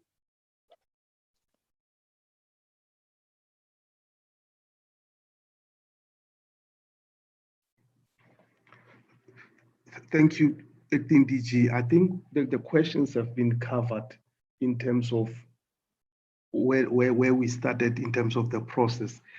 We started in 2015 when we started to submit the Section 12 application, Section 12 application in terms of authorization to establish a bank, which was then granted. And that process from then onwards has led us to where we are, to the extent that we have even submitted within the 1 year that was stipulated in terms of the Reserve Bank to then say, after you've been granted the authorization, you've got 1 year to meet the requirements and submit the Section 16, which we did. And from then onwards, we then embarked on the issue of addressing the bank controlling company structure that then led to the amendments to the Postbank Act that we've just discussed, because they dealt mainly with the structural arrangements going forward. And once that process is concluded, as is articulated in the presentation, we would then go back to the Reserve Bank to submit what is outstanding in terms of the application itself. That would be the registration of a Section 43, which is an application to register for a bank controlling company for Postbank. That then would conclude the application process, and the application will be deemed complete, which would then give Reserve Bank the opportunity then to evaluate and adjudicate the application itself. So that process, as Nelo is indicating, would we're looking at concluding everything, inclusive of a process that we don't have control over. That's the portfolio committee deliberation in terms of the amendment itself, hoping that it would have been concluded. That's when we would launch the Section 43, and then we will submit with the Reserve Bank. They would then do their own assessment, and we'll wait for the outcome. That's all I can indicate in relation to the process going forward. Thanks. Thank you very much. And Honorable Chair, is lastly, with regards to the team of experts question, yes, the department is the one that's facilitating the team of experts. We are going out on tender for it, Honorable Mackenzie, so that it is a fair and transparent process. And we're also hoping that we would then be able to get the best team to then assist us with some of the issues that has also been tabled in this forum today as well. Thank you. Chair, that then concludes, I think, our responses with on all. Sorry, maybe the last one, my apologies. Honorable Mbele did ask the issue of that, considering that the bank is leveraging on the footprint of SAPO, what we've indicated. The impact of the closing of the SAPO branches, as you know, that we're currently addressing that. There has been quite a number of branches that have been reopened since during this COVID and during the financial crisis that the post office continues to face. Maybe if the CEO can just quickly come back on that, just to indicate the number of branches that SAPO has been successful in reopening, and then the negotiations with the rest. With your permission, Chair. Thank you. Yes, please. Thank you, ADG. For the opportunity. We did on the 27th of May reopen 27 branches which had already been closed due to non-payment of rentals. So we had been engaging in very extensive negotiations with the landlords, and we were looking at whenever we have some money, we then go to them and say, can we please pay this amount because this is what we have at this point. I also appreciate this opportunity again because what we've also done is we are now rationalizing the number of branches that we have, because we've found that because of the decision that was taken some years ago to move post offices maybe closer to where the traffic was in terms of locating in shopping malls. We then found that there was a proliferation of branches in terms of numbers within a very short radius. In other instances, within 5 kilometer radius of each other, you would find there were 3 branches. So we are taking this also as an opportunity to consolidate and move some branches into one. So we will also be communicating that there are branches that we will deliberately be closing down, or if they had already been closed, we will not be renewing those leases for the reasons I've just mentioned. So there is that work that is happening. We are quite conscious, though, not to do a lot of this work in the rural areas because already the distances are vast, and where we've had branches closed in rural areas, we do all the best we can to reopen them. But mostly the reason we do have them closed is due to crime. Whether there's been an incident, it becomes then a crime scene and we can't operate. But as soon as that is cleared, we go back and operate. But also we do have a crime issue where we find that people do, there's a lot of burglary. They break into our branches and it becomes difficult to get back. So we are working on those issues, but there is a much more strategic approach and outlook in terms of how we're operating in terms of our property. Thank you again, ADG, for the opportunity. Thank you very much, CE, and thank you very much, Chair, for the opportunity for us then as the department, together with SAPO and the Postbank, to respond. Thank you. Thank you, Acting DG and team. May I then check for the second opportunity of questions to be responded to, in case members would want to make follow-ups. But I also want to remind members that this is also the first opportunity for the committee to engage on what is being put forward as amendment to the Postbank Act. Would also still have an opportunity as it gets back to Parliament post the public participation process emanating from the Cabinet approval. I just thought it's important to remind each other of that. Would then take the second opportunity for those members who want to ask questions. I do see Honorable Mackenzie, your hand is still up. I take it that Honorable Mbele, having lowered the hand, then the question has been responded to. I'm not sure if Honorable Mlala would want to come back in terms of the response that has been received on his part. And any other member that I do not see, Hajira? No other member that I see.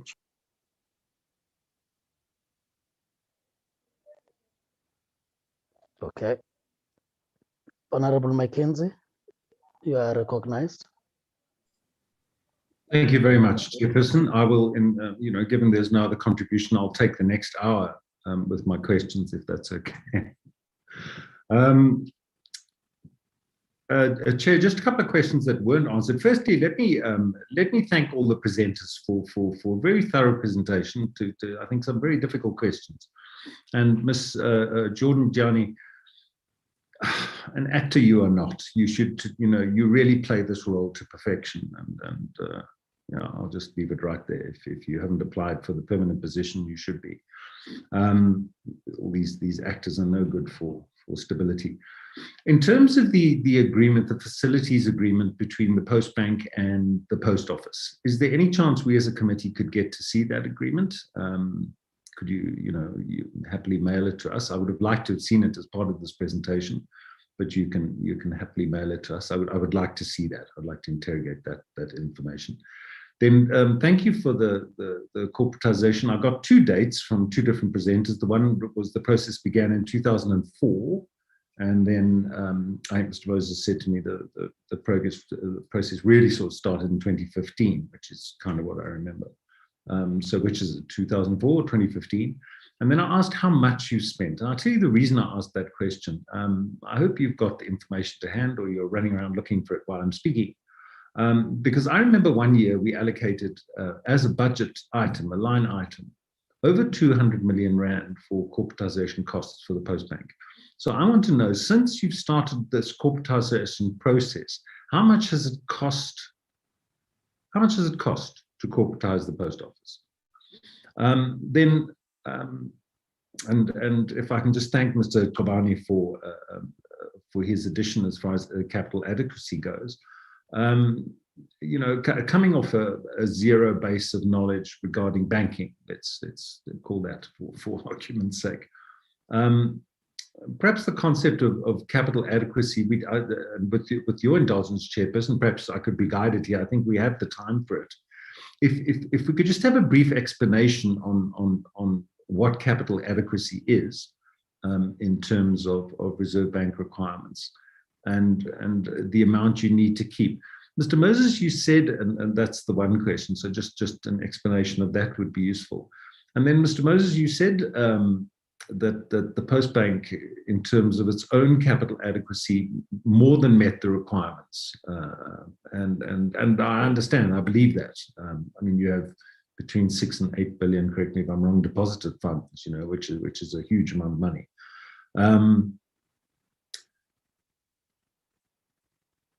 The bank controlling company, even though the Postbank has sufficient capital itself, the bank controlling company is going to need additional capital to, just in case, let's assume we have a spate of reckless lending over a year at the Postbank and all the money's gone. It's all horrendous loans. Then that bank controlling company would have to have sufficient capital to cover those loans. And again, it would help me if you could explain this. Who is going to provide that capital for the bank controlling company? Where's that money coming from? And just give me an idea of how much it is. I'm sorry if I appear to be going in circles, but if I'm doing it, it's because I don't understand. So, call it a clarity-seeking question. Then nobody's been able to address the issue of the SAPO solvency for me. At the moment, it's certainly based on the March 2020 annual report, it was not a going concern. March 2021, it is not a going concern. And, I've illustrated this several times to the directors of the South African Post Office, that you are personally liable in terms of the Companies Act for running an entity trading recklessly or insolvently, which you're doing at the moment. In fact, if I was a director of the SAPO, I would be calling for the SAPO to be put into business rescue. So again, I want to ask the question, what are you doing to address the going concern issue at the South African Post Office? You pull the Postbank from April 2020, you pull the Postbank from the South African Post Office balance sheet, and the Post Office is bankrupt. And you know, we hear whispers of funding, but nobody's able to quantify an amount. We have nobody from Treasury or government indicating that they're going to donate this money. We don't have a minister. I've asked the minister directly, can you tell us where the funding's coming from? Even she hedges the issue. So it seems there's a lot of people that don't know how the post office is going to be funded as a going concern. Not forget about the medium and long term. Let's look at the short term. Look at now. How are you going to fund the post office as a going concern? Because it isn't. So please explain that to me. And thank you, Ms. Joran-Gianni, for the explanation on the turnaround experts. I appreciate that. I've been waiting for that for a while. Can you just perhaps under separate cover mail the committee a copy of that tender or the request for proposal? I would certainly like to see that if possible. And then CEO Mona, thank you very much for your contribution. Ma'am, in terms of closing the branches, that's a process that's been going on for, correct me if I'm wrong, 3 to 4 years.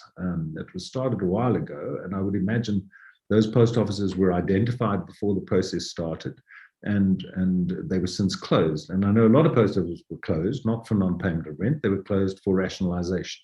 Because we dealt, all members of the committee, we had complaints from our residents that their local post offices were closed and they had to travel somewhere else, but they got used to it. But I understand that process had been completed. Can you tell me how many post offices you've still got around the 15-kilometer radius principle that you're waiting to close down?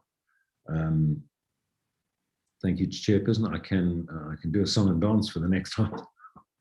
Thank you, Chair. I'm covered. Thank you.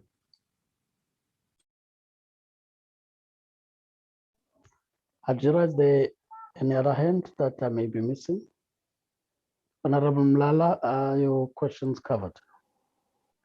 And Honorable Mbele. I'm covered for Chairperson, thank you. Thank you, Honorable Mbele. Honorable Mlala, are you making a follow-up or are you covered all your questions?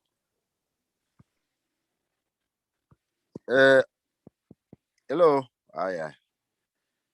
I'm struggling to get. You, Honorable Mlala. You can hear me? Yes. No, I think I'm covered.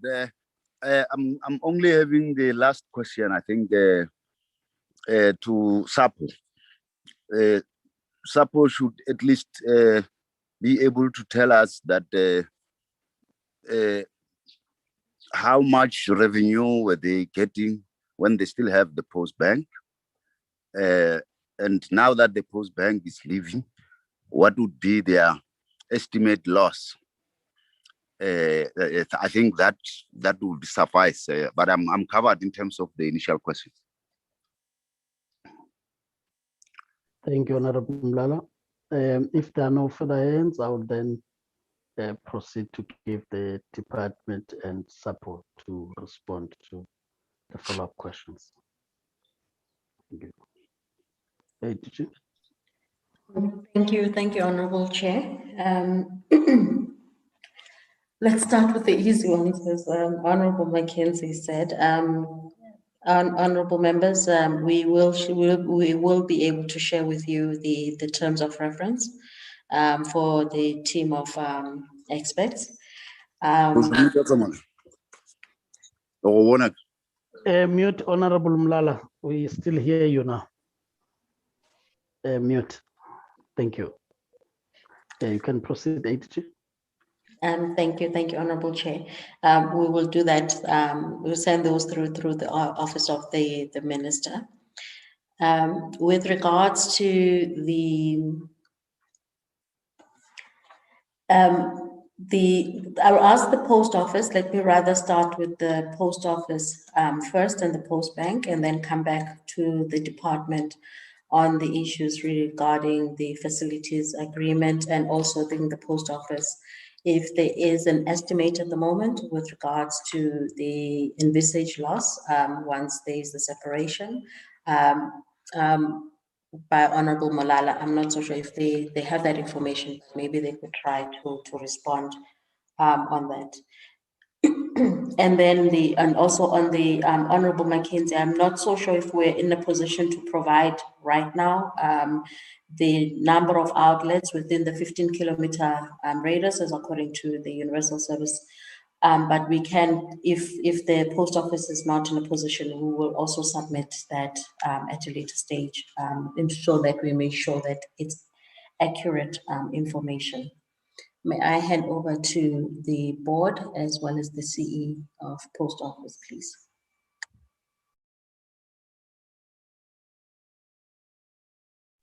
Thank you, Acting DG and honorable members. I'd like to start with the question on how many branches are we planning to still close. The Honorable Mackenzie is correct. The process has been ongoing for a while. Our targeted number of branches that we were going to close is 130.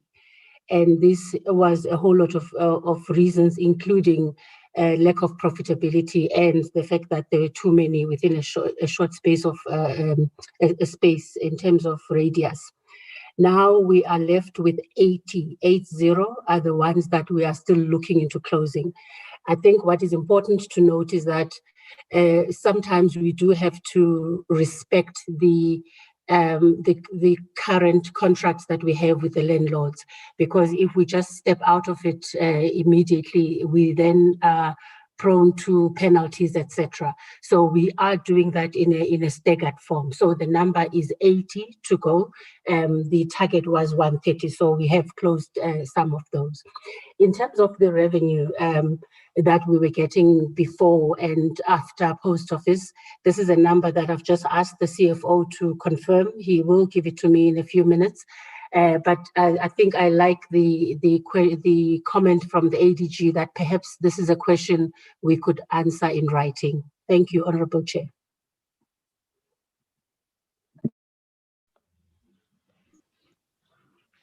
Chair, through you, if I may come in, it's Tia again, and I heard the question from Honourable Mackenzie with regards to the SAPO solvency, and I just would like to make note with regards to that. So first of all, the board is taking the financial position of SAPO very seriously. I don't want to create the impression that we don't. In terms of the Postbank separation, I also heard the Honourable Mackenzie refer to the net asset value of Postbank. However, as business people, we would all understand that when you build a business, you don't just let it go for a net asset value necessarily, because intrinsic within that is obviously a future revenue generation that you are giving up through that. So, and that is what the department and the executive team has indicated they are busy working with for National Treasury. And, you know, depending on that will, we are actually dependent on the value of that quantification in terms of what we will be compensated for Postbank before a clear decision can be made forward. If that answers, thank you.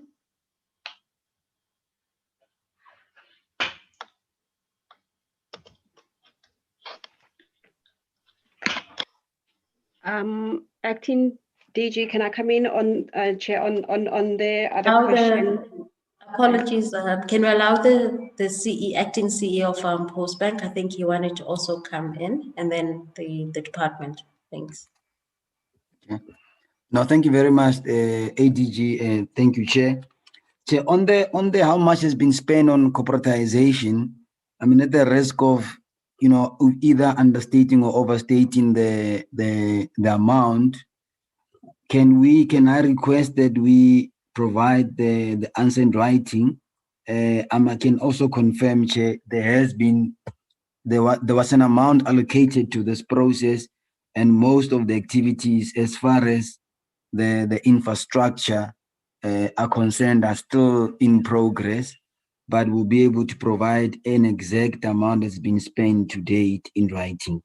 And maybe I will hand over to Mr. Mangocha just to follow up on the question of the capital adequacy. Thank you. Thank you, Interim CEO.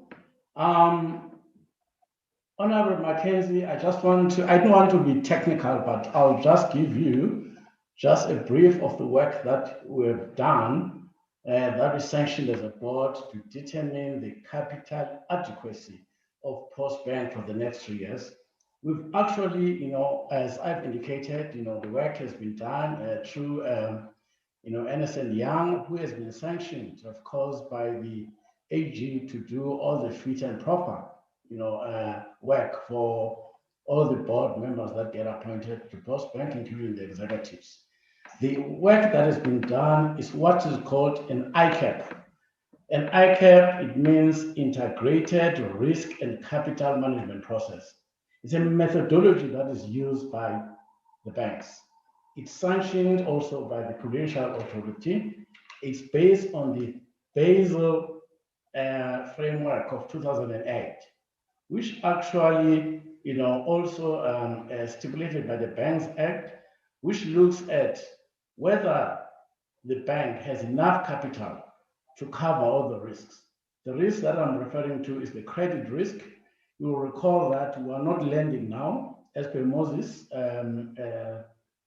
presentation, until we have the banking license. It also covers the operations risk. It also covers the market risk. Market risk, yes, we are involved as we do some investments, in the market. So in terms of the work that has been done, and including stress testing that has been done, that apply macroeconomic scenarios before management actions and after management actions. The results of that work, it provides confidence, that even now that Postbank is not lending, when Postbank starts introducing, lending products, getting exposed to credit risk, we will have enough capital for the next 3 years, to cover all the risks that I've mentioned, which is your credit risk, your operational risk, and your market risk. As I've indicated before, we are now, management is in the process of putting together the capital management plan, which is in line, with the corporate plan, that gets submitted and approved by the department. So that's the work that has been done. Yeah, I hope maybe I've covered Honorable Mackenzie. Thank you.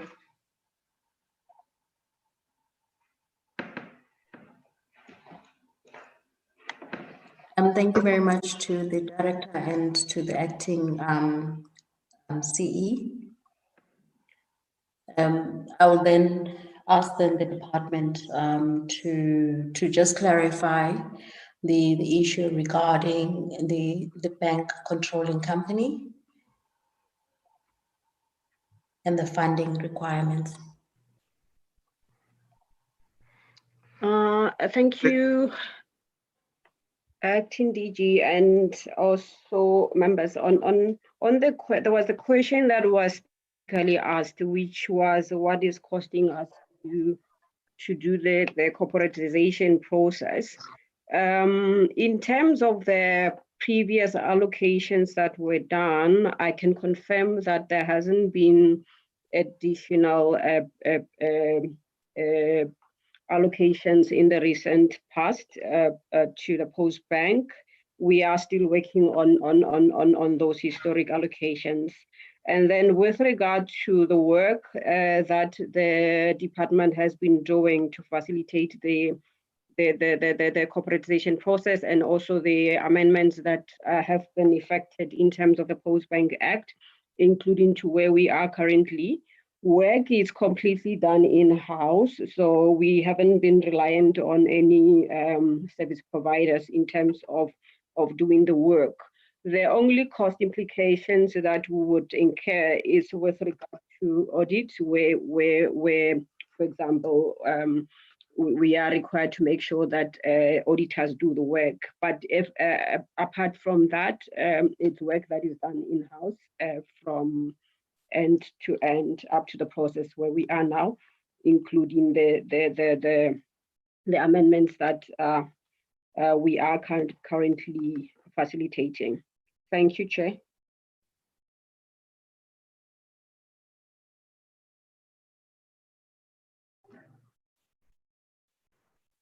Yes, Acting DG, I'm just checking if you still want to wrap up on that point, and then I can then take over.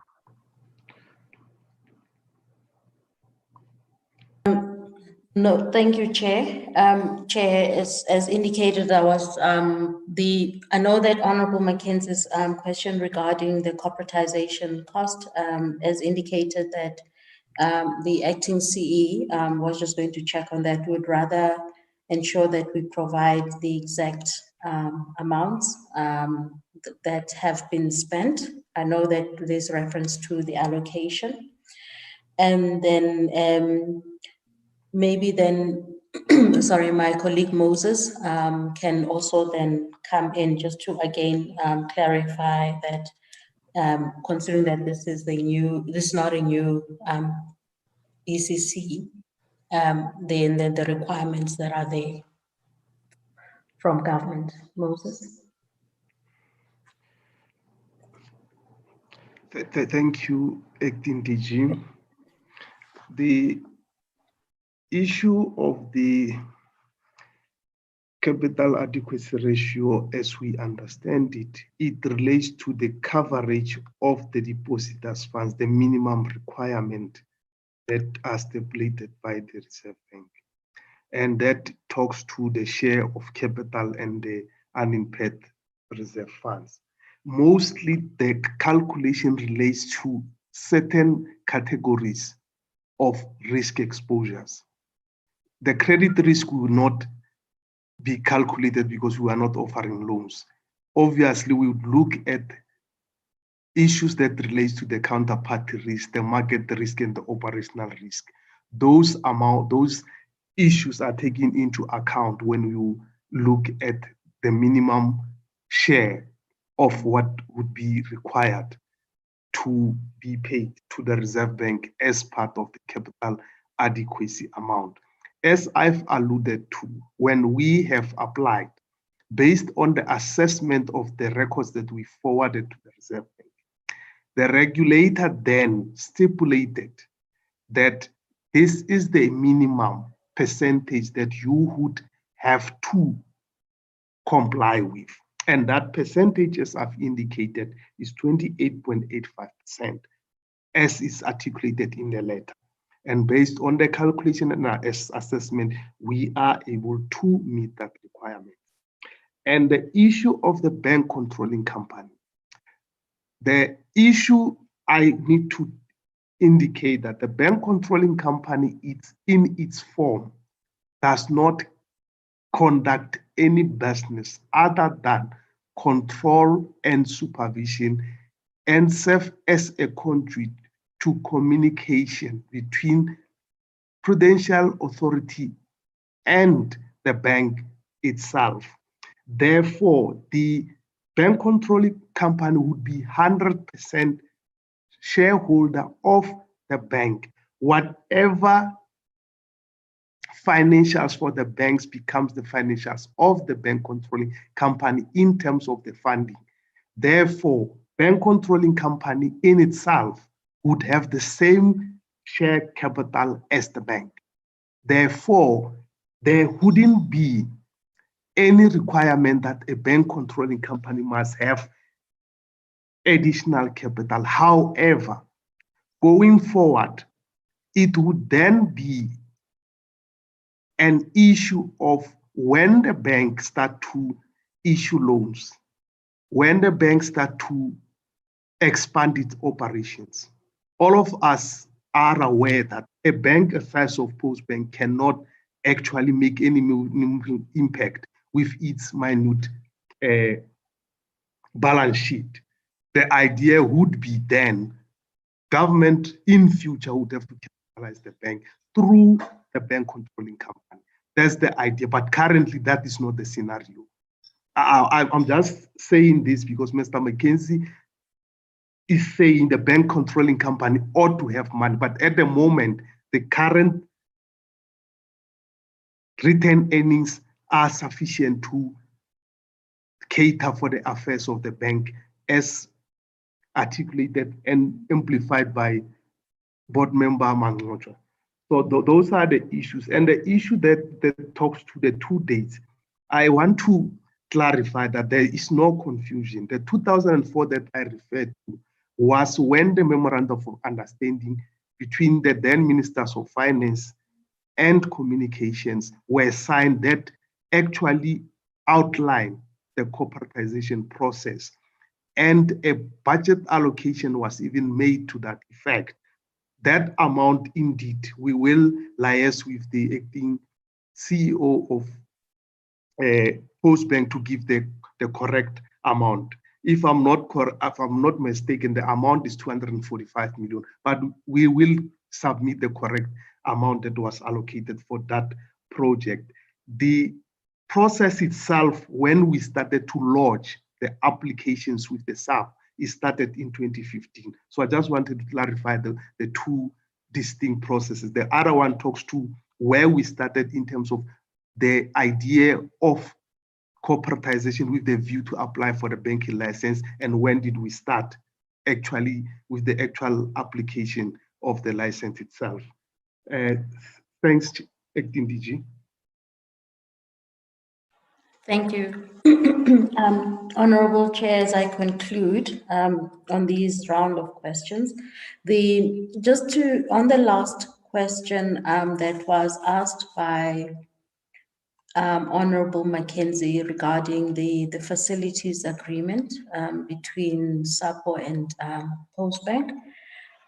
Just to indicate that it is a commercial agreement, honorable members, and I think therefore this particular I would need to check with the boards themselves, and also worried that in terms of how then it can be treated, owing to the fact that we do have competitors out there. We do want to be fairly transparent and fully reporting to Parliament, but we'd like then also for Parliament to take into consideration the risk from our side with regards to this information then, and how then maybe they could be advised as to how it would be treated. Thank you, Chair. Thank you, Acting TG and the team from SAPO and the Postbank.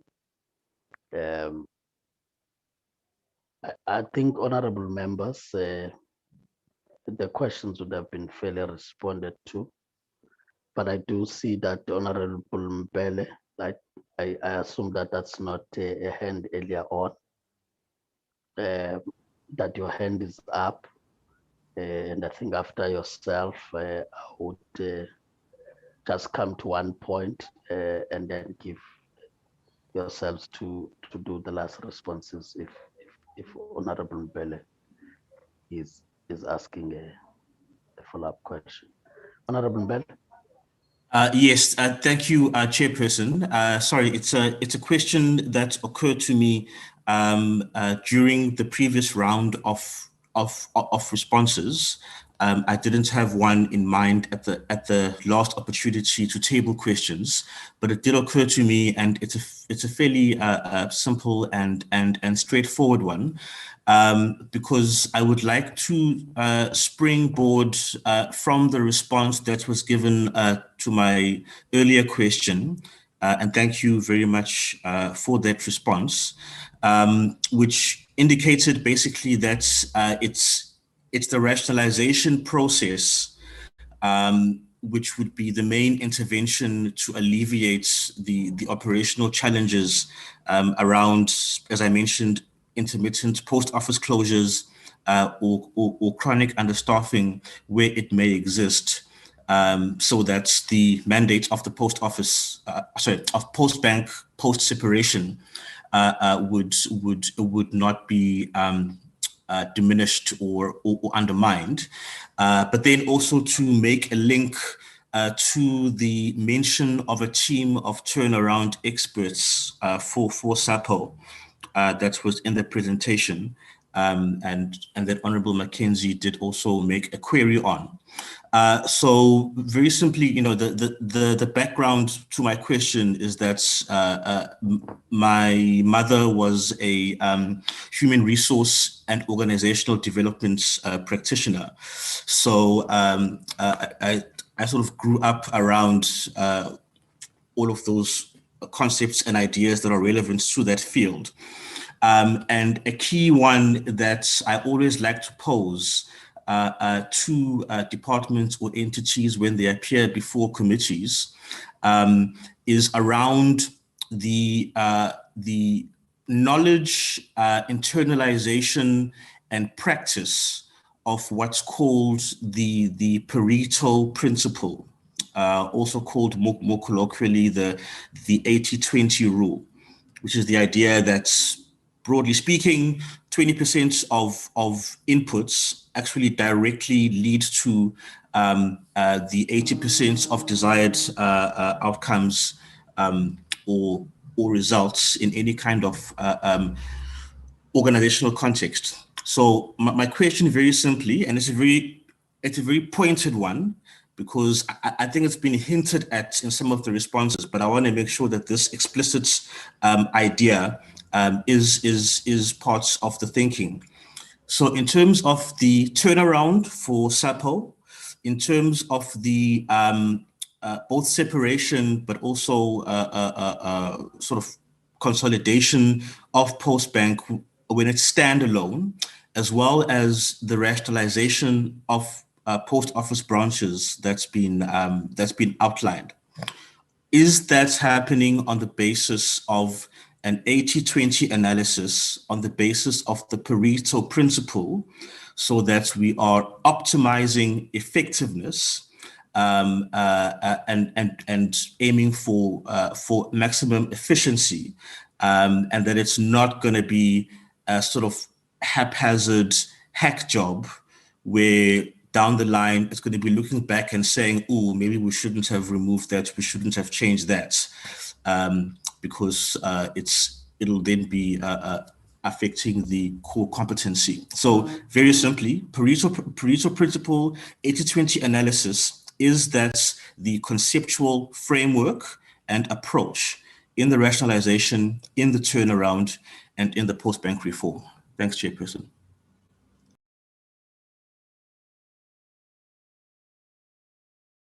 Thank you, Honorable Mbele. But it's, I think, as you be responding to this question, if I may just come back to the actual presentation, slide 14, maybe if it's something you're considering, you'd indicate. Just from a point of discipline of language, using the shareholder interchangeably may also confuse a bit, in that there's a reference to the minister being the shareholder, but necessarily in the way things are, the 100% is said to be the bank controlling company. I think important to clarify that point as you are consulting, so that reporting to the minister is not equated to be a shareholder in that sense, because you're talking about 100% shareholding by the bank controlling company, but also because of the requirements for people to be in the bank controlling company as put by the Reserve Bank. The second point again would relate to the appointing authority, because once there's concurrence, it means that the other also plays the role, and therefore will not solemnly be on the other. So, which will also then says that there would be inherently disputes. There will also be time problems, because the time it takes to appoint people that you need to appoint can affect the 70% that you need to keep at all times for the board to be able to function, right? So I'm just saying if there can be a way of looking at simplifying that so that it's understood in a case of a dispute, especially on the concurrency, what is the dispute resolution mechanism on that, so that there's progress made. Otherwise, you can have a dysfunctional institution waiting for such processes to be resolved. But as I said, the other way to look at it is also the timelines. That if we'd ask for concurrence, if we have not received it by a particular time, that is also taken to have been agreed to, which then forces the one who considers the concurrence to be able to look and prioritize this. Now, I'm raising this in relation to the lessons learned in local government on where appointments needed concurrence, that in some instances, without defining the timelines and the implications of those timelines, if you have not responded to, would have meant a bit of a collapse in the system. Hence, Parliament has now looked at amendments to specify on this aspect so that this could not occur going into the future. So I just thought, as you are going to respond to Honorable Mbele, just keep this in mind, and maybe if you want to respond, you can respond to, as I said, in relation to slide 14. Acting DG and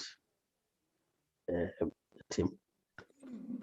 Thank you, Chair, and thank you to Honorable Mbele's question. And thank you very much, Chair, also then for the clarity you have provided. Honorable Mbele, I think as you would know that the intent, as we had stated at the beginning of our presentation, is for us to ensure and to provide the services for the unbanked market and citizens in our country. That was from the origin, and that has not changed. And based on that, there are certain statutory requirements that we would needed to fulfill, which we did present in terms of our presentation on slide 3. So all those legislative and regulatory instruments, we needed to ensure that we fully comply to them. That is not just looking at the South African Postbank Act, as well as then the expressions put in the SAPO Act. But we also needed to look within the other sectors, especially the financial sectors, in terms of their regulations, and also ensure compliance with the Companies Act, as well as the National Treasury regulations. So I hope that through all these instruments, Honorable Mbele, we have then fulfilled those requirements and regulations, because at the end, what will come out in terms of the Postbank would be similar, that it be competitive in the market to all the other banks, and therefore fulfill the necessary requirements within the market as well as the financial sectors.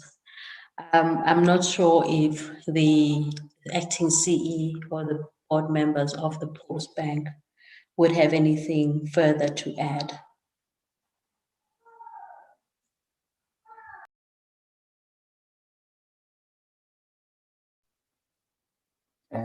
Through you, Chair, nothing from my side to add. Thank you. Through you, Chair, nothing from my side also. Thank you. Thank you, Director, and thank you, CE. So, Chair, I hope then we have then responded to the question. Thank you.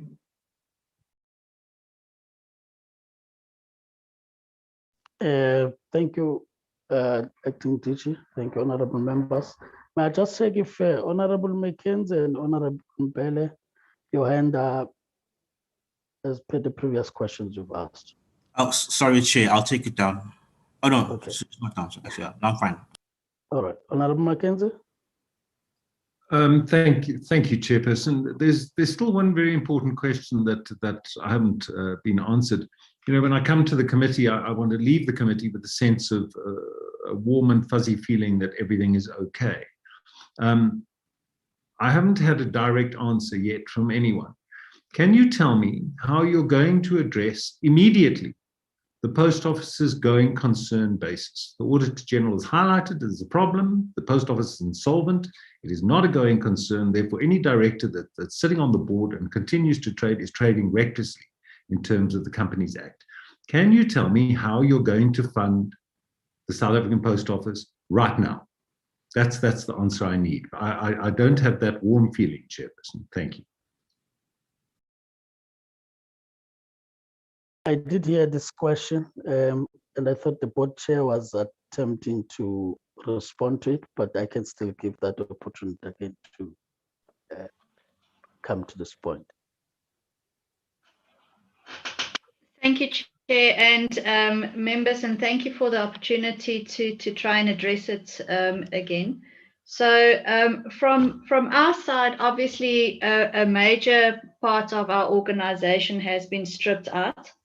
And ideally, obviously, you would have compensation for that. In terms of the audit opinion as it was provided, I just need to state that the auditor has indicated that they can't confirm or dispel whether, you know, in terms of our going concern. And that is obviously without the compensation as well. So Honourable Mackenzie, if I can just state at this point in time, so obviously there's a requirement for the process of the compensation to be finalized. In a normal course of business, that will actually have happened before the entity would have been stripped out from the mother entity, if I can say it like that.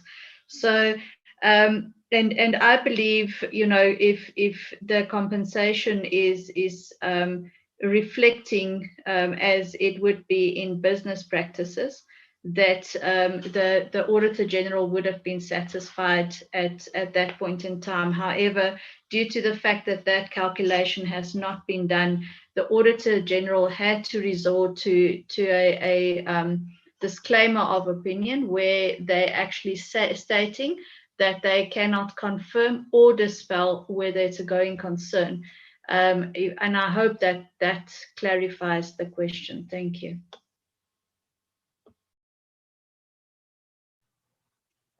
Thank you very much, Chair. And Honorable Chair, maybe just to also indicate over and above the response that was made by the chairperson as well as the CEO of SAPO. Certainly, yes, we are all equally concerned about the going concerns of Post Office. And what we are doing is to try to find new businesses as much as possible.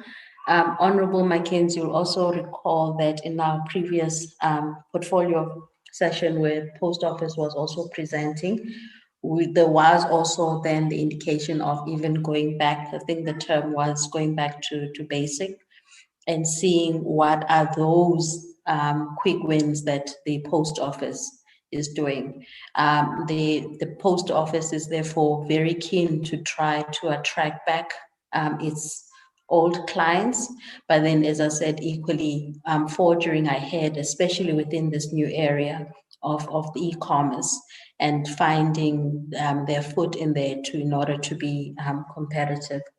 We are also exploring other avenues, honorable members.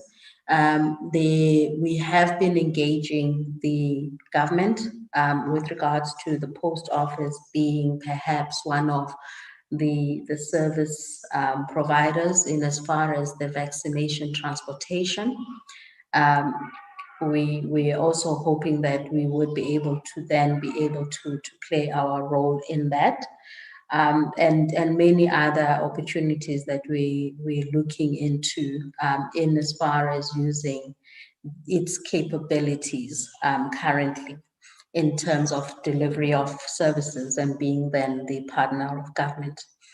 As indicated, the expansion in as far as the license renewal services, as well as also then providing or delivering of your essential goods from both the Department of Basic and Higher Education in terms of the textbooks or material, as well as also with the Department of Health in terms of then the delivery, because these are not in all the provinces at the moment, and we're also then hoping to expand on that. And looking even at local government levels, working with the various municipalities. So there are ongoing engagements that the post office is doing in terms of all three spheres of government in order then to say, how can it help or play a role in as far as the service delivery. But it is indicative, and I think you, Honorable Mackenzie, would also appreciate that these are huge concerns that may not necessarily then close the pot in terms of the funding requirements needed. With then the plan that will come up from the team of experts, we're also hoping to tap in to the midterm adjustment framework and to then request for the funding from Treasury. If not, then we would submit then the funding application for the next cycle. Those are then some of the plans intended, but certainly they're not all of them exhaustive. I'm not so sure if perhaps I don't see additional hands from our side in as far as the CE or the chairperson wanting to add onto this.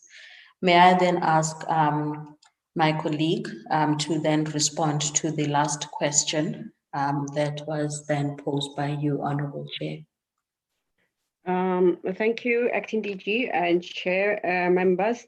With regard to the questions and input given by Honorable Maneli on the amendment themselves, in making reference to slide 14, we do welcome the input, especially even the suggested wording in terms of how the section can be framed.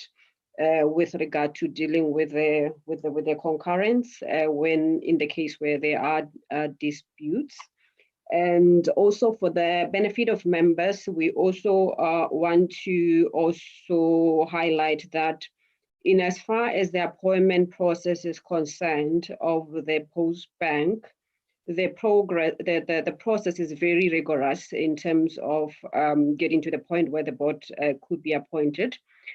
Because by the time we come to the concurrent approval of the ministers, it means that all of those members would have went through the fit and proper assessments as required by the bank.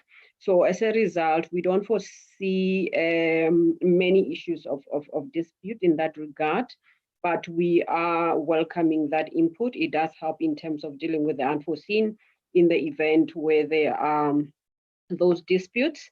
And also with regard to the input on clarifying the appointing the minister as shareholder, and then the shareholding in terms of the bank controlling company, that input as well is welcome. So what we would need to do is in terms of the actual amendments, as we are going through this consultative processes, to make sure that those sections are revised, and so that there's more clarity in terms of avoiding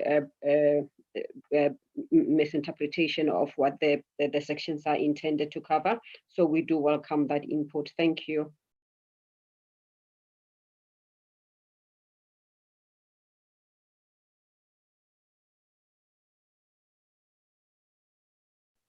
Thank you, Chair. Thank you, Acting Chair and the team. Honorable members, I take it that we have given at least ourselves an opportunity to engage with the presentations, but I'm not sure, Honorable Mackenzie, if this is an old hand or you were calling for a point of order so that I recognize you. Oh, yes. Thank you, Chairperson. And I may be 60, but the hand is not old. Chair, no, Chair, I'm not satisfied with the responses I'm getting from the department. So for the year ended March 2020, the Post Office incurred a loss of 1.8 billion Rand, and the Auditor General gave the Post Office an adverse audit opinion, which is the worst you can get because the information that he needed to report on wasn't available. Then we come to this financial year, and I believe you're busy finalizing your annual report, ended March 2020. I think it's common knowledge. We know the loss is around 2 billion Rand. So Post Office's accumulated losses are sitting anything between 8 and 11 billion Rand. You're now running into your third financial year, April, May, you're 2 months into the year. You're still insolvent. You've told me about these ideas for new business. I heard it all before. You've mentioned that you know you're negotiating with Treasury around to realize the sale of the asset of the Postbank, and I get that, and I understand it, and I appreciate it. That money that you would get from Treasury would then come into the Post Office and would then render it a going concern because you'd be able to pay your suppliers, pay off your debts, and you would have some kind of business. I don't know how long it's going to last for, but you would have some kind of business. Can you tell me then, and again, I'm looking for a warm feeling. I want to leave this meeting with the knowledge that the Post Office is a going concern, or that there's a plan. This team of experts that it seems to depend on, you're going to put out the tender. When are you going to issue the tender? When are you going to close the tender? When are you going to make the appointment? And when will the team of experts begin their work and finish their work?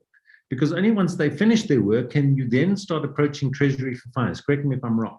So give me a timeline of how long that's going to take. I want to know when you're going to start getting revenue, be it a bailout, be it revenue from the Postbank, those discussions with Treasury on realizing the value. And I get it. You know, I take your argument around net asset value, and I'll be happy to pay you the goodwill that goes into the business. How long are those discussions going to take? Do you have a meeting set up for next week and a follow-up the next week, and then you're going to close it off? I know the wheels of government move slowly, but how long is this going to take, these negotiations with Treasury? And when are you anticipating conclusion to that? When are you anticipating money coming into SAPO that will fund its operations? Because you're in a position, and unless you can tell me now that you've in fact turned the corner and you've got more money coming in, both cash and revenue, than you have going out. If you can tell me that now, I'll walk away from this meeting quite happy. But if you're still losing money, it's a real problem, because you're then running a business insolvency and you're in violation of the Companies Act. So can you answer those two questions for me, please? How long is it going to take your team of experts to just roll out a timeline for me and roll out a timeline on your discussion with National Treasury? Because it seems to me that the only bright light on the horizon is the possibility that you're going to get a couple of billion for Postbank. So just help me out there, please. Thank you very much.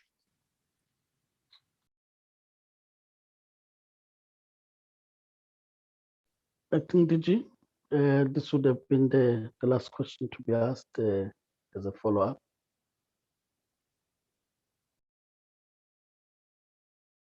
Thank you, Chair.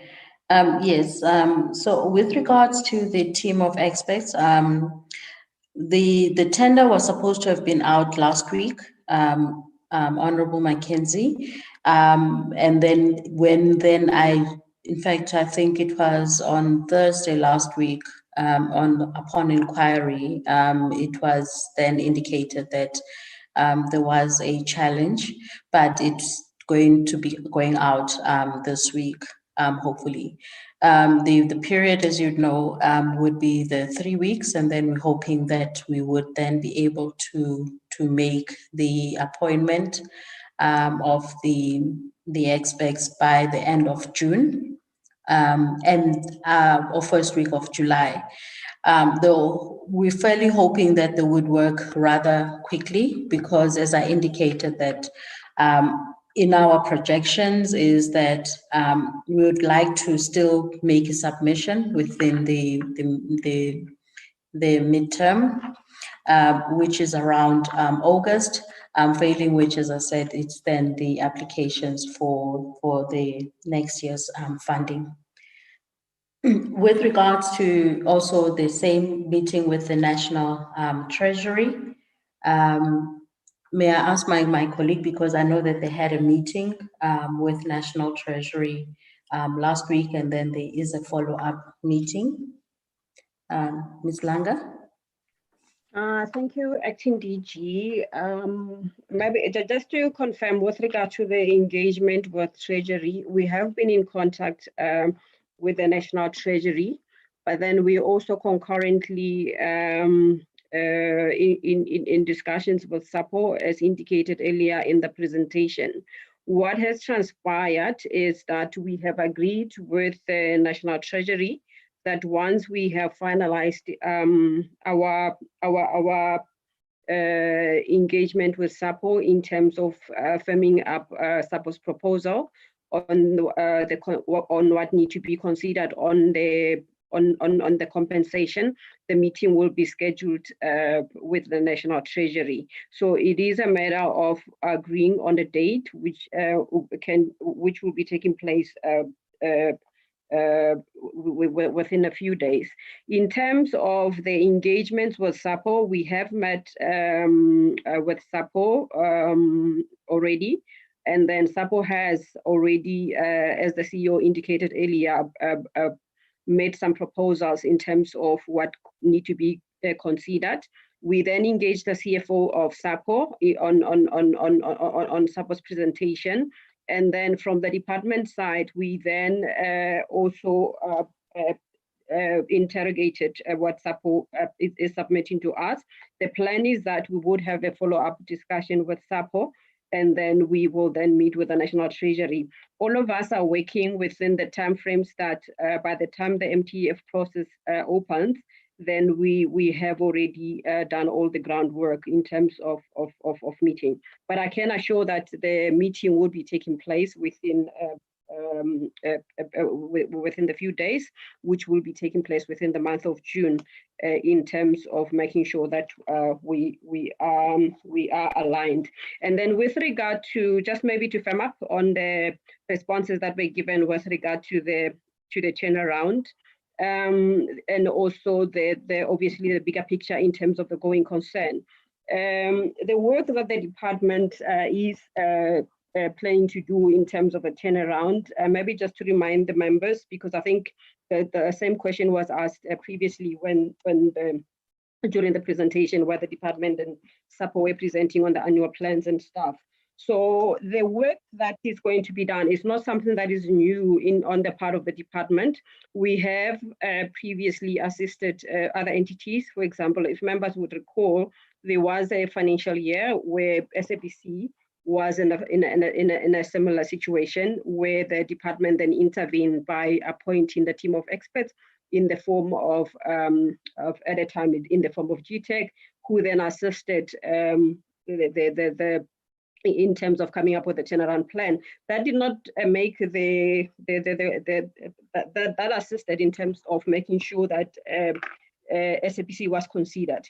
So we are also working closely with SAPO just to make sure that that process is followed, and then that we can be in a position where by the time the MTF process opens, then we do have a firm proposal on the table.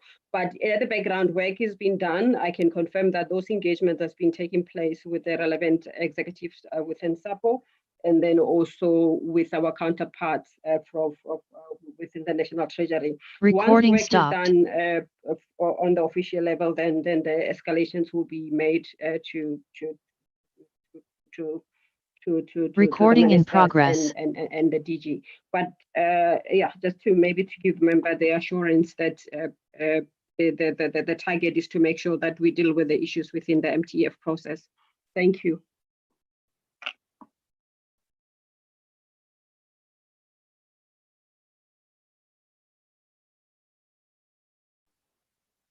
Thank you, Chair. Hope that, oh, I see a hand from the chairperson, the board of SAPO. Thank you for that. Through you, Chair, if I can just maybe add, and I do understand that the Honourable Mackenzie has got a certain level of discomfort due to the losses that we have suffered. And once again, I need to reiterate that obviously from a board's perspective, that is not a comfortable position. I can confirm that for this financial year, in terms of when we sat and discussed the business plan, the corporate plan going forward, there was a detailed plan that was drafted for each one of the departments to say, in order for us to achieve our targets, what is the contributing factors that needs to be considered for each one of the departments, so that as a collective in SAPO, we work together. Key things that I just maybe want to highlight to the honourable members, and specifically maybe trying to address some of the Honourable Mackenzie's question, is in terms of the commercial departments, we're actively looking at reorganizing that and to see how that can work better, so that any new businesses are actively pursued, that we maintain, and the relationships with our current business. There was found to be some lack within that department, and obviously that is the heart. I mean, revenue is the heart of the business. So the other thing that also came through in my discussions with the group CEO, and I hope I'm not taking away from her contribution in this committee as well, but things like reciprocal business, when you engage with your suppliers, those are the kind of conversations that you would want to have. Obviously, the other thing is stability within the organization, that we as the board work on our level, and I know that the CEO is also looking within the confines of obviously our financial situation. We can't just go out and employ, but that there's critical vacancies within the organization that contributes to these operational issues that doesn't come to the fore. And there's an active review of, for instance, the property portfolio to look at where inefficiencies happen. And that's not just closure of some branches. So that also would include, are we renting space effectively that's maybe vacant? How can we optimize that? Do we have buildings that is maybe dilapidated or not being used, and can we then get a contract that at least cover costs, and they then do the renovation? So all of these things are being fleshed out with regards to that. The other key thing that I just need to also raise is that there's also within the operations an active review of costs and contracts to see whether SAPO gets the value for money out of the contracts.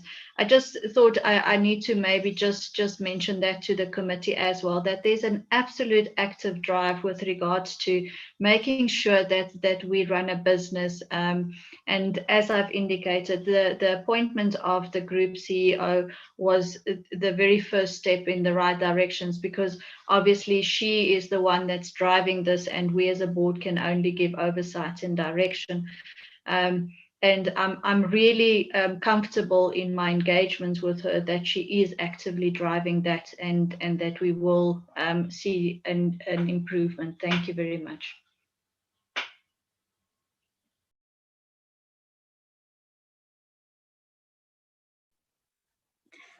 Thank you, Chair. Honourable Chair, I think then I hope those are the responses. No, thank you, Acting DG, SAPO board and executive, as well as the Postbank board and the executives for the responses to the questions asked by honorable members. Of course, we've given time for members to engage, because SAPO, it's one of those entities we needed to look at as the committee to a point that even when you are to talk about Postbank Act that you're looking at amending, that concerns will always be about whether SAPO would still be able to deliver services as an entity of government post that. And I also take it that as you'd also be coming at some point to present to us in relation to the bill that relates to the post office itself, would be looking at it from this point. I hope you'll prepare along those lines that this discussion should also be infused in the other discussion in a way that makes SAPO to still remain relevant to the clients that it services, but also attract new business and still be able to compete with others that have come into the space that they operate in. And I want you to take it as the best support that we can do as Parliament, one of those being robust oversight in a way that helps the entities to turn around. I must also thank members for having prepared well for this engagement. And that's the reason I've continuously given you time to come back if you have to make a follow-up. But I think from where we are, we have a sense, would be, of course, waiting for the responses in writing as committed in order to give exact answers to the committee on those matters that you flagged that you may want to consult back on them. This includes, of course, the timelines that you have given, and I'm sure at this point, Honorable Mackenzie is covered on that point, that in the immediate, it's about looking at the adjustment budget, but in the long term, it's also looking at that compensation and or national fiscal funding. The aspect of the turnaround as would be produced by the transaction advisor of some sort, or the technical support that will be out of the tender process as outlined. So I think we would leave at least with that sense. But as it relates to the actual presentation, I think you'll take note of those matters that you may need to look at in the actual legislation that you are working on. Otherwise, honorable members, I would want us to close on this item and take it that we have continuous engagements with the entities, and that at any given time, program permitting, we should still be able to call them back to get progress made since our discussions. In that way, we would be able to save many of the entities from collapse by understanding, appreciating their problems, but also providing some solutions on how together we can help them achieve their developmental goals. That having been said, thanks TG and the team once again for appearing before the committee. And I'm sure it'll convey the message to the ministry that the members are also able with the presentation, as well as I think some honest responses that you've given, and that in those that you couldn't, at least you are also again honest that they may need you to consult thoroughly and report back to the committee in writing. We really appreciate it. Honorable members, that closes the item in that regard. We'll then just check the approach for the next next one.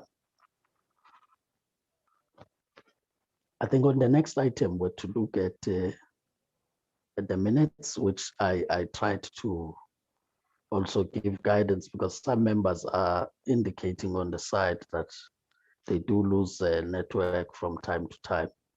I had suggested that we'll probably look at all the minutes just before we rise as Parliament next week, so that we also give members time to go through them, but also be sure of members on the platform in terms of quorum, that when we approve the minutes, we would be in a position to make decisions from a point of quorum. So let's go through the minutes. I'll ask the committee support to give all the minutes, including today's minutes, so that when we meet, we deal with all of them at once. Is that acceptable, members? So that we move towards closure. That's agreeable, Chairperson. I think that's fine.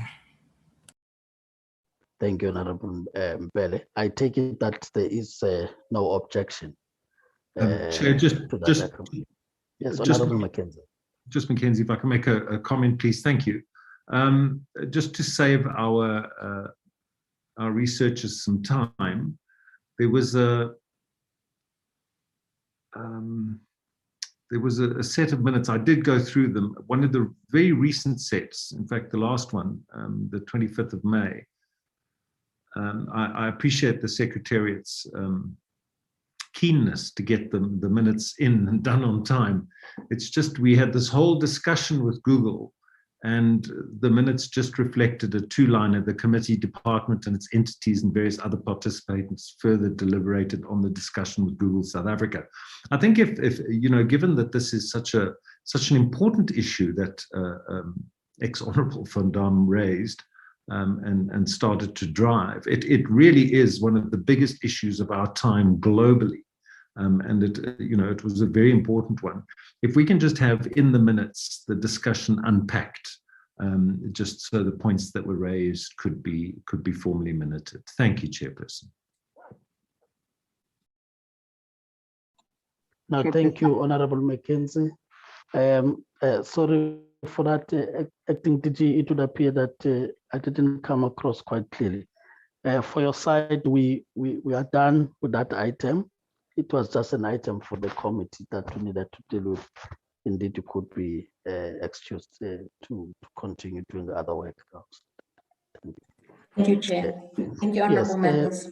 Thank you, Chair. Thank you.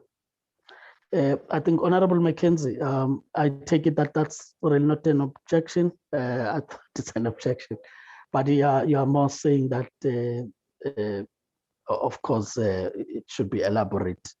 And that's a matter we can also deal with. I think the committee support would have taken note of that, and that in the revised set, we can be able to also make inputs in that regard. But there's a sense of agreement that we'll deal with the minutes at that point. And once again, thanks, honourable members. I think we've used the time we had on that item effectively. We would not blame ourselves for doing the right thing, which is the oversight work. Thanks for participating. Until we'll see each other next time. This meeting recording stopped. Adjourned. Thank you. Thank you, Chairperson, and thank you to the colleagues. But Chairperson, specifically to you and to the Secretariat and whoever does the scheduling of the programming. It was really an excellent engagement today, and characterized by frankness, by honesty, and by some really difficult questions. And you could see the people were struggling with some of them. But I'd really like to thank everyone for the engagement. It really recording in progress. Thank you, Chairperson. Much appreciated. Recording stopped. Thank you, Honourable Mackenzie. Thank you, all members. See you then.